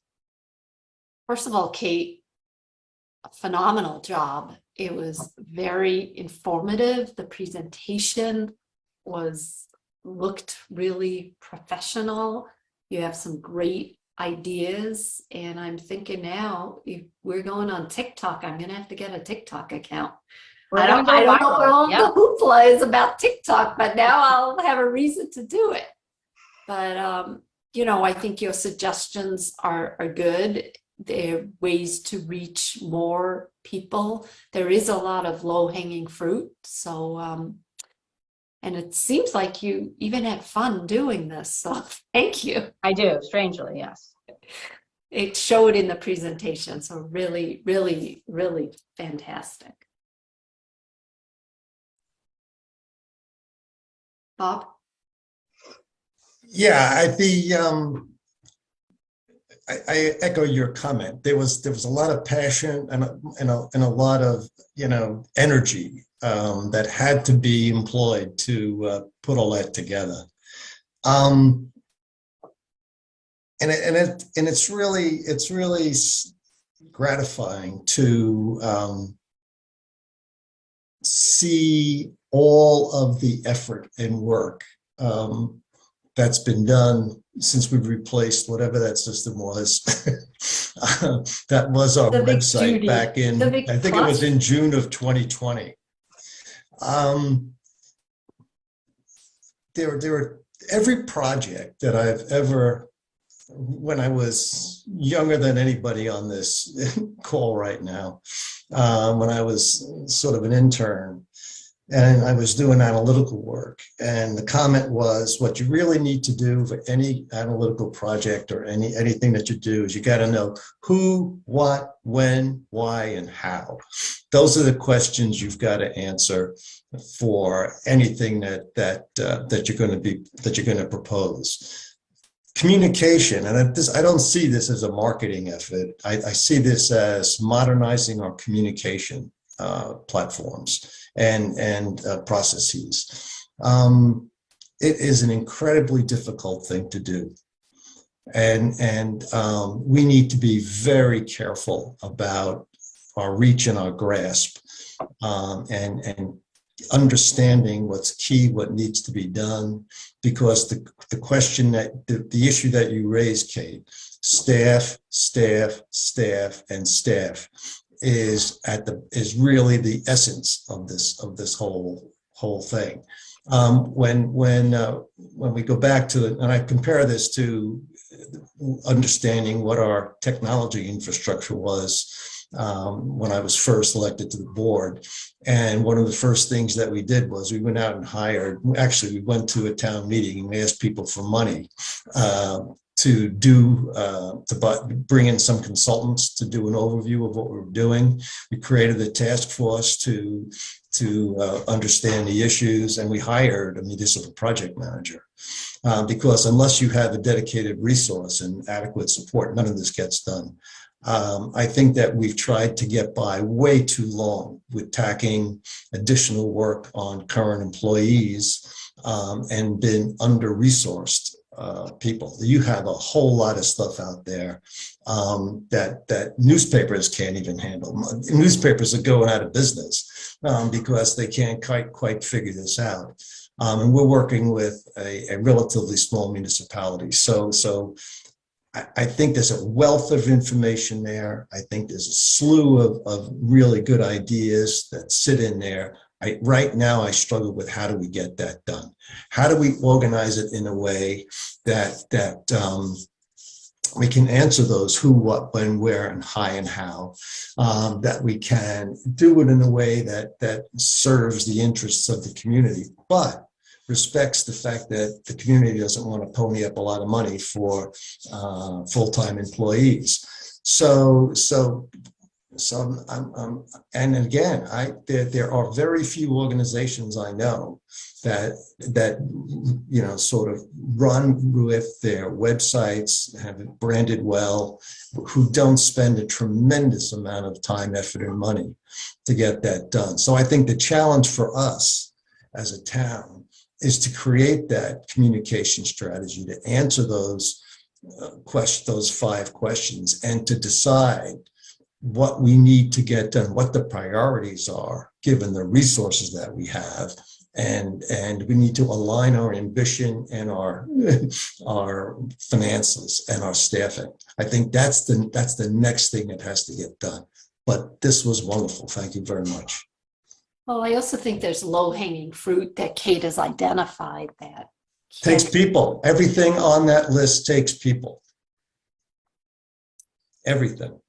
Right. I would just like to add, some of the, like, for example, an engagement platform or something like that, it's really streamlined. So questions, comments would go directly to the people who are in charge of it. It's really something to take time and off of staff and things like that. So things that we could explore, would kind of help with that. But I do agree, we probably need someone to be doing this. It would definitely help. John? Thanks, Robin. Kate, I I can't add a whole lot more to what Bob and Robin have both said already. So with regards to presentation and everything else, thank you. Lots of time, obviously, lots of commitment on your part, and it shows. So thank you for that very much. It is, as both said, it's greatly appreciated. What I would suggest is, in thinking about these things and in thinking about everything Bob just said, we know the common nemesis is bandwidth, right?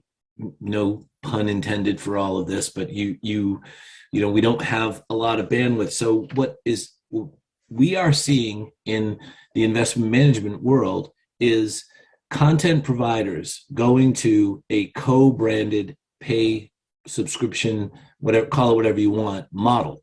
And a lot of things that were for free, you pay for now. A lot of things that you got as part of a subscriber package, you have now come with advertising, right? So I think that there's a opportunity to do the things that you have with all of those various segments within the population that are already subscribing that you've identified, that you can then co-brand with businesses and people and providers that want their attention, and allow them to help you financially with this process, because you have a common interest in reaching these constituents of Dover, right?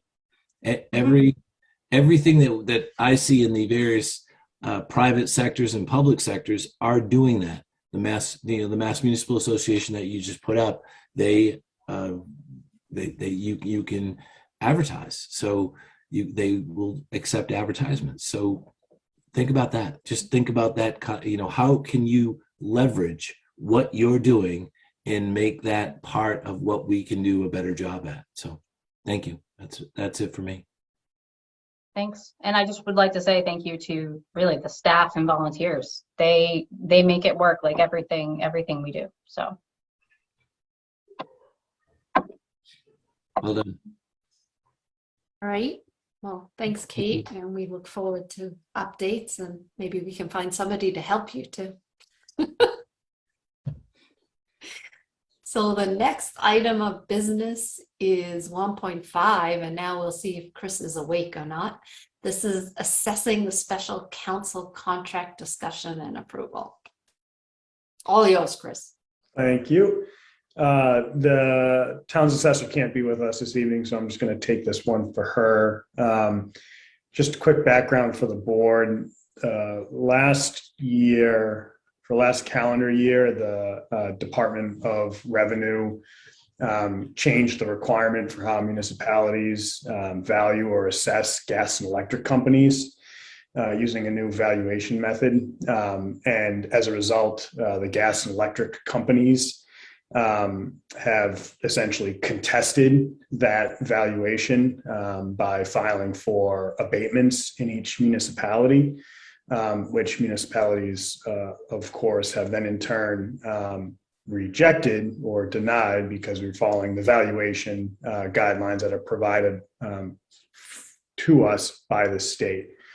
That doesn't stop those gas and electric companies from then taking that abatement denial and then taking their case up to the appellate tax board at the state. So this is happening across the Commonwealth, where these companies are contesting this valuation and, you know, essentially tying up communities and boards of assessors in their valuation methods. So we've been in touch, of course, with council, as have our neighbors. At council's recommendation, given that this is becoming a widespread issue, they suggested that we reached out to the firm that is, and the individual that's in your packet, to act on the town's benefit as special counsel in representing our interests in this before the appellate tax board. He has suggested that his effort for this will be about between 5 and 20 hours. And we think this is a good path forward for 2 reasons. As our town council has identified, this firm has the experience in working with these types of entities and we'll be able to, there'll be less of a amount of time that they'll have to get up to speed, so to speak, and researching the case and being able to defend the town's position. The second, there is economies of scale that we saw when the town was named, similar to what we saw when the town was named as a defendant during the mask mandate ordeal that we went through last year. In discussions with the assessor and with the Board of Assessors, I would like to engage with special counsel to be able to fight this fight on our behalf here. So I'm looking for a vote of endorsement by the board this evening to allow us to enter into the contract with this firm.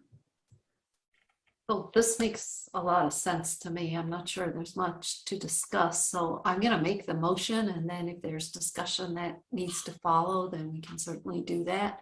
So I move to authorize the town administrator to execute all documents related to the client fee agreement between Dover and Matthew J. Thomas Esquire.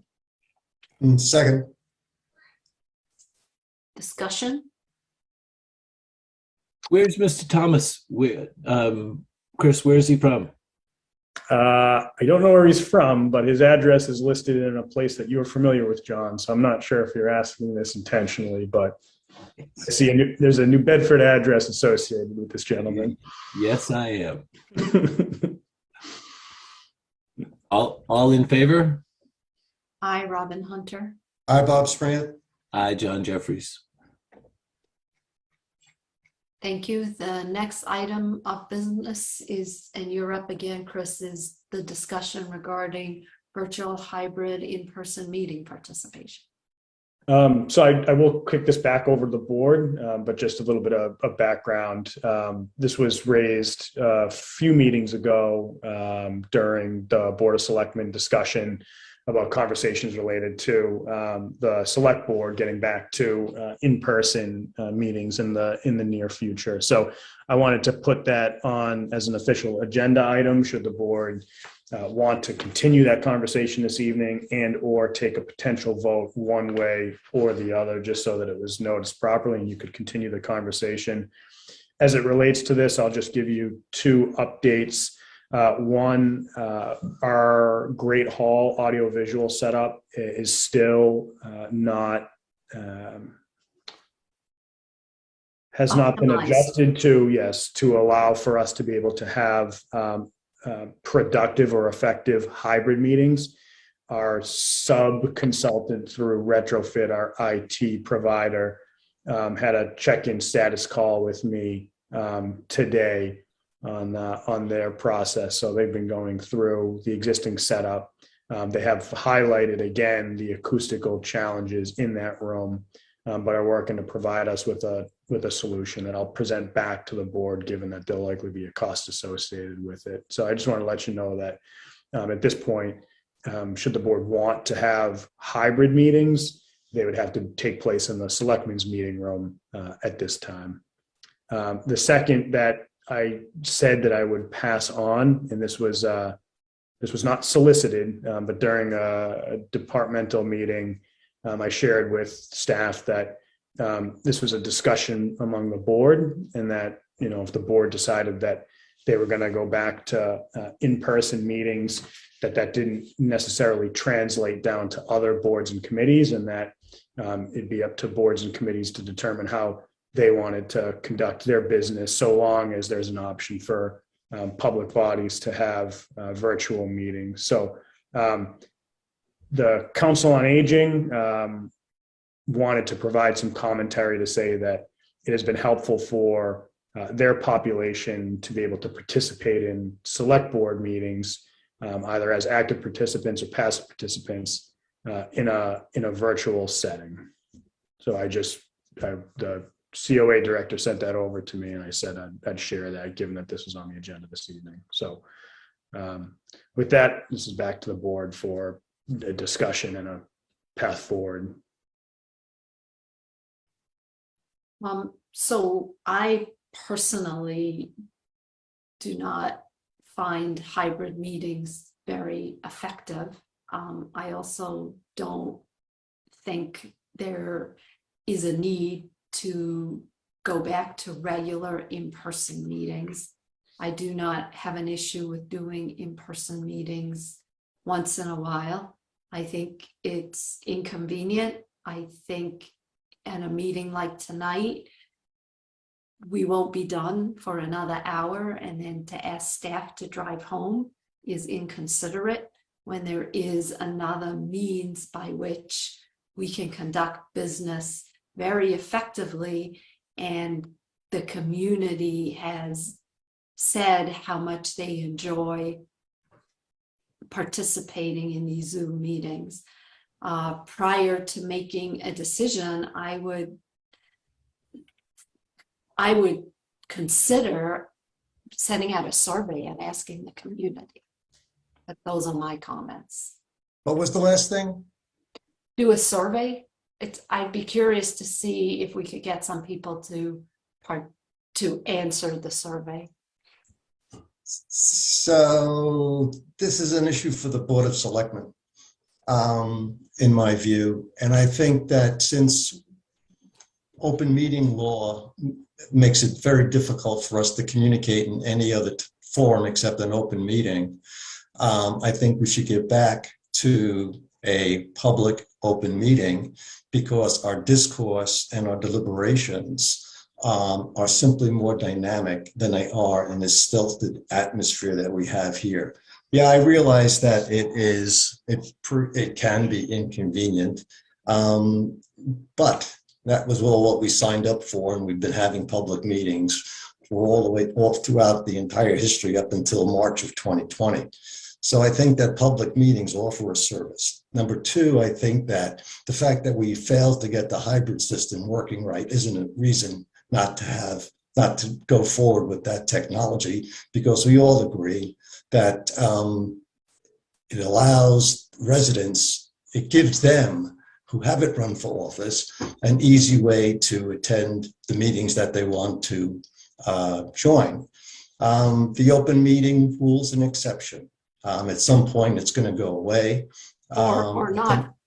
Well, we'll see. I think that it behooves us to act. I mean, the important things that we do, planning meetings, the meetings with the building committee, when we have actual discussions and dialogue and deliberations, we do it in person. We're human beings.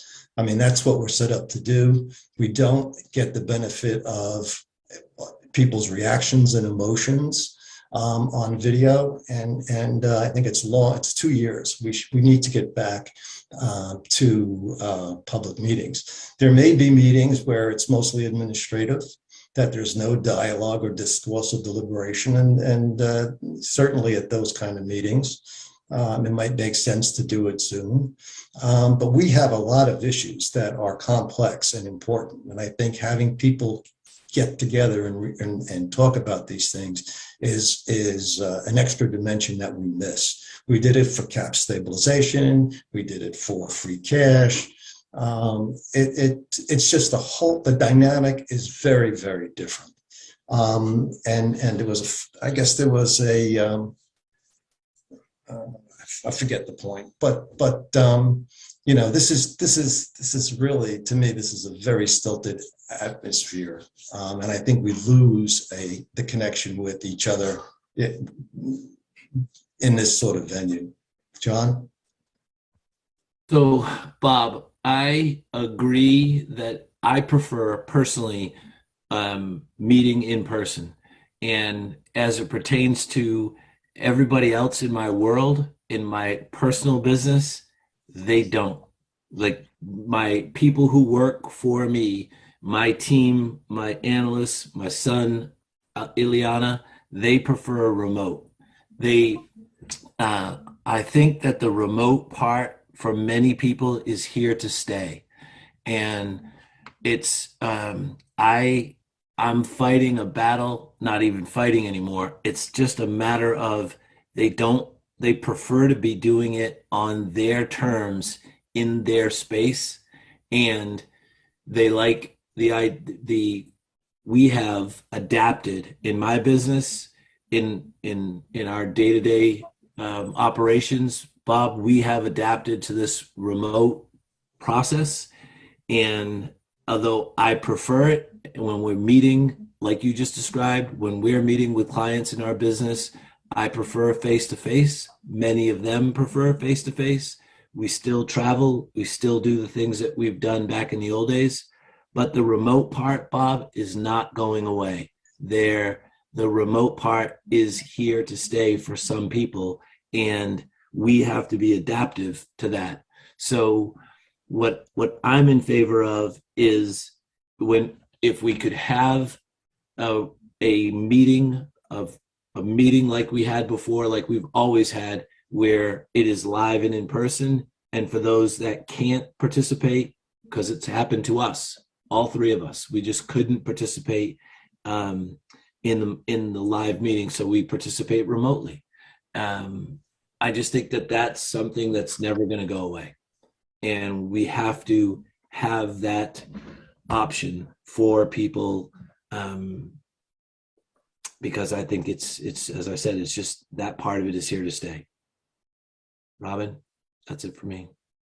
So yeah, I agree with that, John. I think that that the original idea was that we would have hybrid meetings, right? That we would have the board meeting in person, and you would have the interactive ability with people. That the fact is that we didn't get the technology to work, and we chose a room that is notorious for its acoustic liabilities.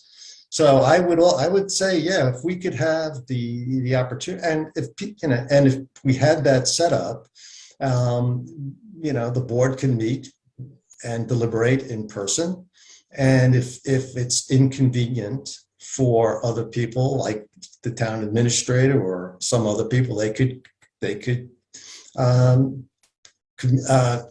to the meetings via hybrid.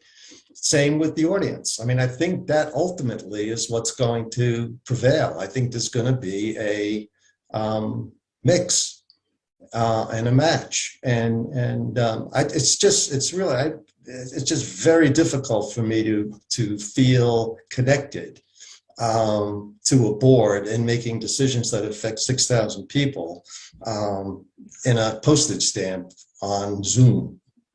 However, business has been conducted, decisions have been made, and this is the way of the world.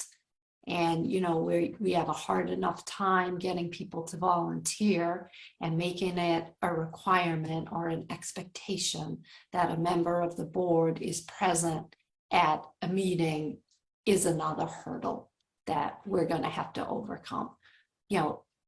Technology is here to stay. This is what people find more convenient. And, I'm not saying anything different. I disagree with both of you. So I make a motion to move. I would ask one of you to make a motion, because I'm not even sure what we're making a motion Well, on. why do we need a motion, Robin, or Chris? I think what Chris is saying is we don't have to make a motion this evening. It's a topic for discussion. Is that correct, Chris? So the only thing that I need is I need to know, well, staff needs to know in advance before meetings what we're posting on the public agendas. So, for the next few meetings, for instance, the public hearing related to the cable licensing proceeding, right? We just submitted our public notice for that meeting saying that it was going to be virtual remote. And so what I don't want to create a situation where, we're posting your board meetings as virtual meetings, and then the board disagrees with that and says, oh, I thought it was going to be in person. So I just, it'd be helpful for staff to just have a blanket understanding of how this board would like to conduct its meetings moving forward, so that we can make sure that our postings reflect that. Well, I think the default meeting should be in person, and then we should have exceptions if you wanted to have it. And that presumes that we have the ability to have an effective hybrid meeting. And if there are, we get to a list of items that don't require deliberation or discussion, a lot of administrative areas, we could just rip through them on a Zoom meeting. It's okay. But what's happened is Zoom has become the default. and it's become the default because of COVID. And Well, it's people find become the it default convenient. because it's a new technology that's No, out okay, it was People have COVID. realized The it's a- governor's law changed it because of COVID. Well, he Right, those but actions. then it worked, Bob. And there's a movement to make it permanent. Well, there can be a movement, but this board, the three of us, decide what we want to do, right? Right. And so I'm just I guess I'm not disagreeing with either of you. And what I think has been proven to be the case is when we do have in-person meetings, people come. When we do have in-person meetings and it's a hybrid, the acoustics, a lot of it, the technology sucks. Pardon the frankness in the moment, but it's not good. The people in the room can't hear. The people in the room can't see. It's not been a good experience. The experience that people get on Zoom has been a good experience for the most part. But I think having the remote option is going to be is never going to go away, Bob. I think I agree with that. The question is the question for me is how are we most effective? What's the venue for us? What's the venue for a public meeting? Why should we get together? Well, because when we get together, the dynamic of our discussions and our In your deliberations- opinion, Excuse me? in your opinion, that. Yes, yeah, of course. I'm Conversation. the one who's speaking, so obviously it's my opinion. The dynamic of the meeting is different. It's just a very, very different. Okay, so we're not saying anything different. So how are we going to move forward? Clearly, the Great Hall has acoustic problems. We are working with the subcontractor to find a solution to that. You can hold meetings in the Board of Selectmen's meeting room. However, if people are sitting in the audience, they cannot see what's on the screen, and the audience cannot see the people who have elected to do the meeting remotely cannot see the audience because the monitor, the TV is basically a monitor. So it works fine if you have one or two people not attending the meeting in person, but if you have an audience, it becomes problematic. Well, then we need to work out solutions, right? Right. So I think Chris said he's working on it. It's not done yet. Right. So then my preference is to have a meeting in person, assuming the hybrid technology works. So what I would suggest, Bob, is that we continue to have the meetings the way we are until we get to the point where the hybrid meeting will work. Because I also just want to be very clear that I don't want Kate and I don't want Chris and I don't want Mona and Carl and everybody else that comes to the meeting to have to be, as Robin said earlier, leaving the town hall at 9:30 to drive an hour and a half home. And it's just a very, very long day when Mona can do all the things that she's done. And Kate has just made an incredibly effective presentation. And they don't have to add the extra 3 hours to their day that it's taken to do this. I agree. So how about this, Robin? We continue to do what we have been doing until we can demonstrate that the hybrid will actually work. Chris, will that suffice? Yeah, so that's fine. I just wanted to make sure that we had some direction from the board. So if that's the board's prerogative, yeah, that's totally fine. Does that work for you, Robin? Sure. All right, why don't we move to the next item then? It's item 1.7, and it's the award of tree removal services bid to, I love this name, Stumpy's Tree Service.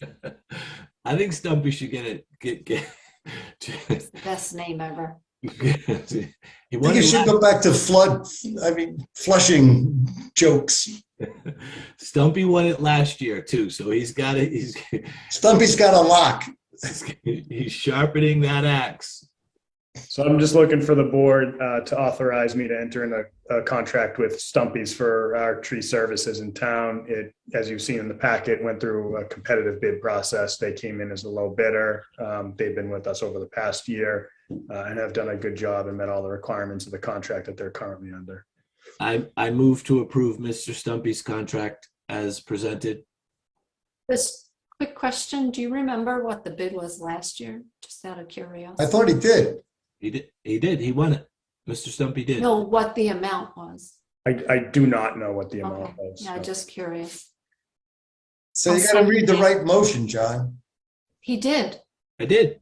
I move to authorize the town administrator to execute all documents related. Yeah, Mr. Stumpy. Okay, second. all in favor? Aye, Robin Hunter. Aye, Bob Springett. Aye, John Jeffries. The next item of business is Selectmen's updates and taking a look at the agendas for the next few meetings. So just a quick update. Chris and I had a check-in meeting with Bardman. They're the company doing the peer review. Joel Bardman met with us just to give us a progress report. You know, I left the meeting. They have some good ideas. They're making a lot of progress. They're on track to present a draft of the report to us next week, and that we can look at, and then have a preliminary meeting with them either next week or the beginning of the following week prior to the meeting in which the report will be presented. Who's working on this? Just Bardman. We hired them to do a peer review, and I asked for a check-in just so that I could make sure that they were on track and thinking about the right items. Yeah, no, before I left, we were talking about putting a small group together. I didn't know what happened at the meeting on the 20th. Well, we need the report before we can vet their ideas. So. Okay.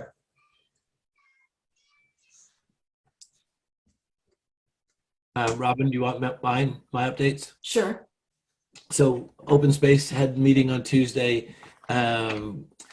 Chris and I continue to meet with the, as we mentioned earlier, with Westwood. But for Open Space, we had a very lively discussion. Both Justine and Carol Lisbon, who were on the call this evening, took part. One of the items that we spent quite a bit of time on with regards to trails and trail maintenance for an open space. We're moving things forward under Amy's direction. Carol and Justine were both participated in a conversation regarding the village center project, the village center focus. Carol and I met with Bill Motley with regards to that. I know Carol has spoken to both of you, and that's something that we are moving in the direction of. My word, authority, to be able to have Carol's words were the right guardrails around the items that, from a planning perspective and a planning board's perspective and the town's perspective, address many of the things that we spoke tonight about with water and Eversource and Aquarian. So these are issues that we really we're finding are multifaceted in the sense that it starts at open space, or it starts at planning board, or it starts with a participant group, and then it really moves into an area where the entire town is addressing it. So I just wanted to bring those things to your attention and let you know that we are very actively, as I know some of you have already participated in, but moving these things forward. So that is it for me. And one other thing to report off of town meeting is that the Dover Sherburne girls start their soccer, their quest for a state championship in soccer tomorrow. So stay tuned. All right, thank you, John. Bob? So did we ever get so we're coming into November. I'm assuming that we're going to have all the things that we talked about getting ready for town meeting. Did we ever get movement from warrant committee on some of the proposals that we discussed probably in early October? As far as I can tell, the warrant committee has not held a meeting yet. So will that impact us giving direction to boards and committees as they prepare warrant articles?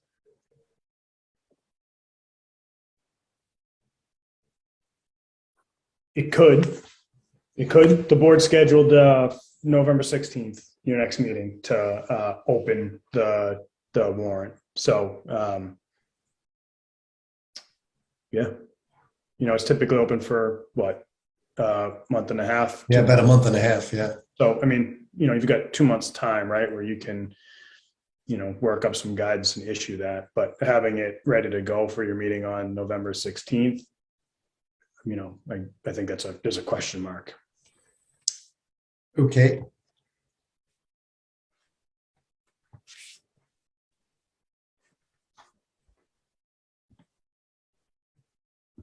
All right.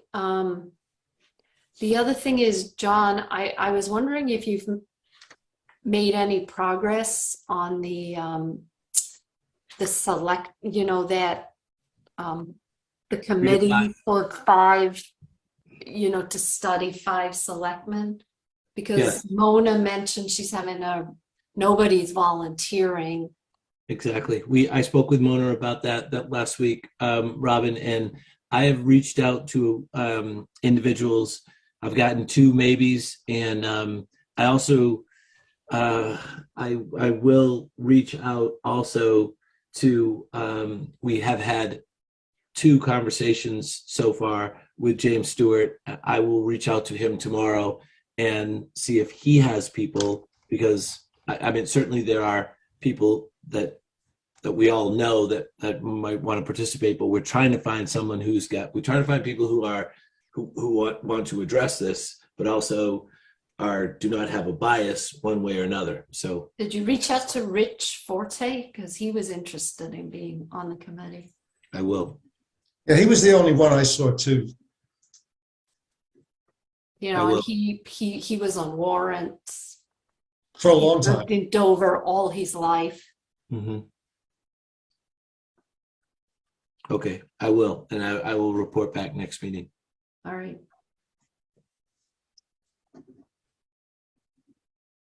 And then did either of you have an opportunity to look at the agendas, and did those work for you? Yeah. Okay. Yep. And just noted of the date changes. Yeah, the only question I have is, what's the potential vote to authorize the community center building committee to go forward? Wouldn't that lag whatever we hear from the peer review? Yep, that's why it's just listed twice. We've got it on the 16th and the 30th. So assuming that the peer review, gives a presentation, the board could potentially that evening vote for a path forward. So that's why it's listed there, just so that the public knows that could happen. And then we've got just the same exact agenda items listed on November 30th as well, should the board decide to, continue the conversation. And we decided that at the meeting before, when we moved forward with the peer review, because we said, what if there were questions that needed to be answered? How could we vote on it the same night it's being presented? Okay. And then we cleared that, the OPM is available November 30th, as is Bardman. We're going to try by getting a preliminary presentation to look at. Hopefully, we will be able to address most of the issues. it's going to be a lot of information to absorb, so we may not be in a position to vote. And in our timeline, we talked about restarting that in January, right? If I remember correctly. Right, but we need to find a path forward. They're going to make recommendations, and those recommendations have timelines associated with them. Okay. So we need to understand how those relate to the overall timeline. Yeah. It was, Bob, you're right. They had in their presentation assumed that we restart January 1st, then we would hit the timelines of being able to have all of the all the necessary meetings that would be required, and once the process was completed in the months that it needed to be completed. And aiming for the May town meeting. Or Aiming June 3rd town meeting. June 3rd, right. It's good because you needed 3 months, then receiving the notification, and as Chris said at that meeting 2 weeks ago, then having enough time between being received and still being able to accept the bids in the proper amount of time. So 30 days or whatever it is, those bids stay open, if I remember right. correct.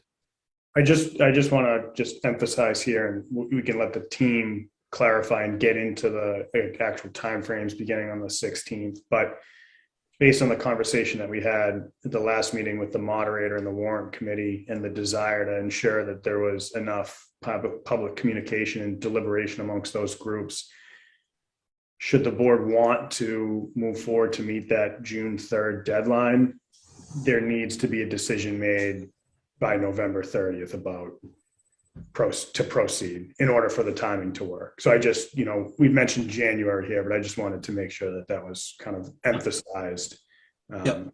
and they can get Okay. the details of it the next meeting.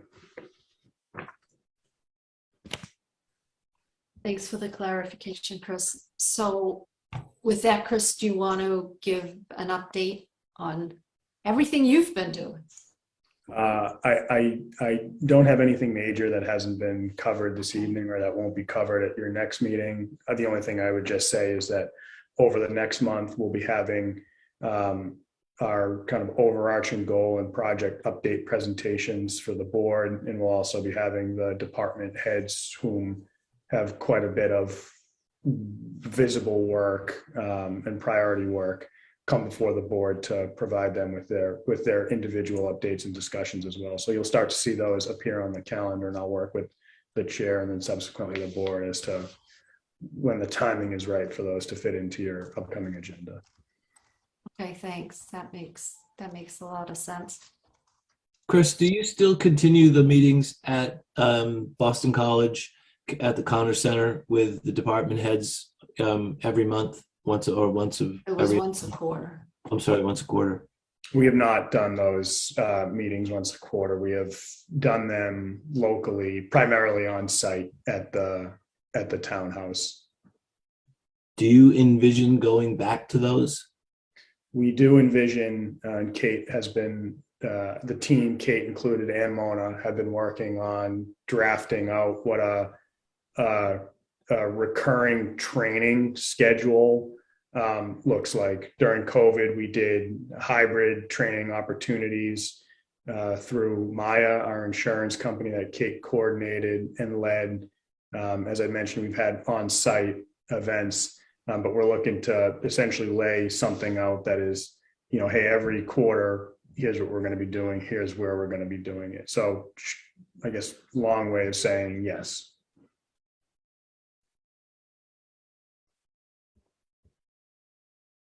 Does that answer your question, John? Yes, thank you. Okay, then the next item on the agenda is the consent agenda, and included in the consent agenda is approval of renewal of the annual package store liquor license for Dover Wine Company and club liquor license for the American Legion Post 209, a vote for closing on Thanksgiving Eve early, for closing at noon, approval of 2022 special one-day liquor licenses for November 12th, approval of June 10th, 2022 open session minutes. meeting minutes. So I move to approve the consent agenda as presented. Second, All in favor? Aye, Robin Hunter. I, Bob Springett. I, John Jeffries. Okay, and then I move that the board enter into executive session, not to return to open session, for the purpose of conducting strategy sessions and preparations for negotiations with non-union personnel. Further, as chair, I declare that an open meeting discussion may have a detrimental effect on the negotiating position of the town. And I will now take a roll call vote. I, Robin Hunter. I, Bob Springett. I, John Jeffries. Kate, I don't have the login 6 numbers. I don't have the Zoom passcode for it. I can send it to you right now. Okay. Would you please? Thank you very much. So I, John Jeffries. Okay. Robin, do you have it? Do you have the second login? I believe I do. There were 2 Zoom emails sent out. I know I thought both of them would click, but would paste, but only one was pasted on. Yeah, sometimes that happens. I don't know why. Okay. See you in 2 minutes. All right. Bye. Bye-bye.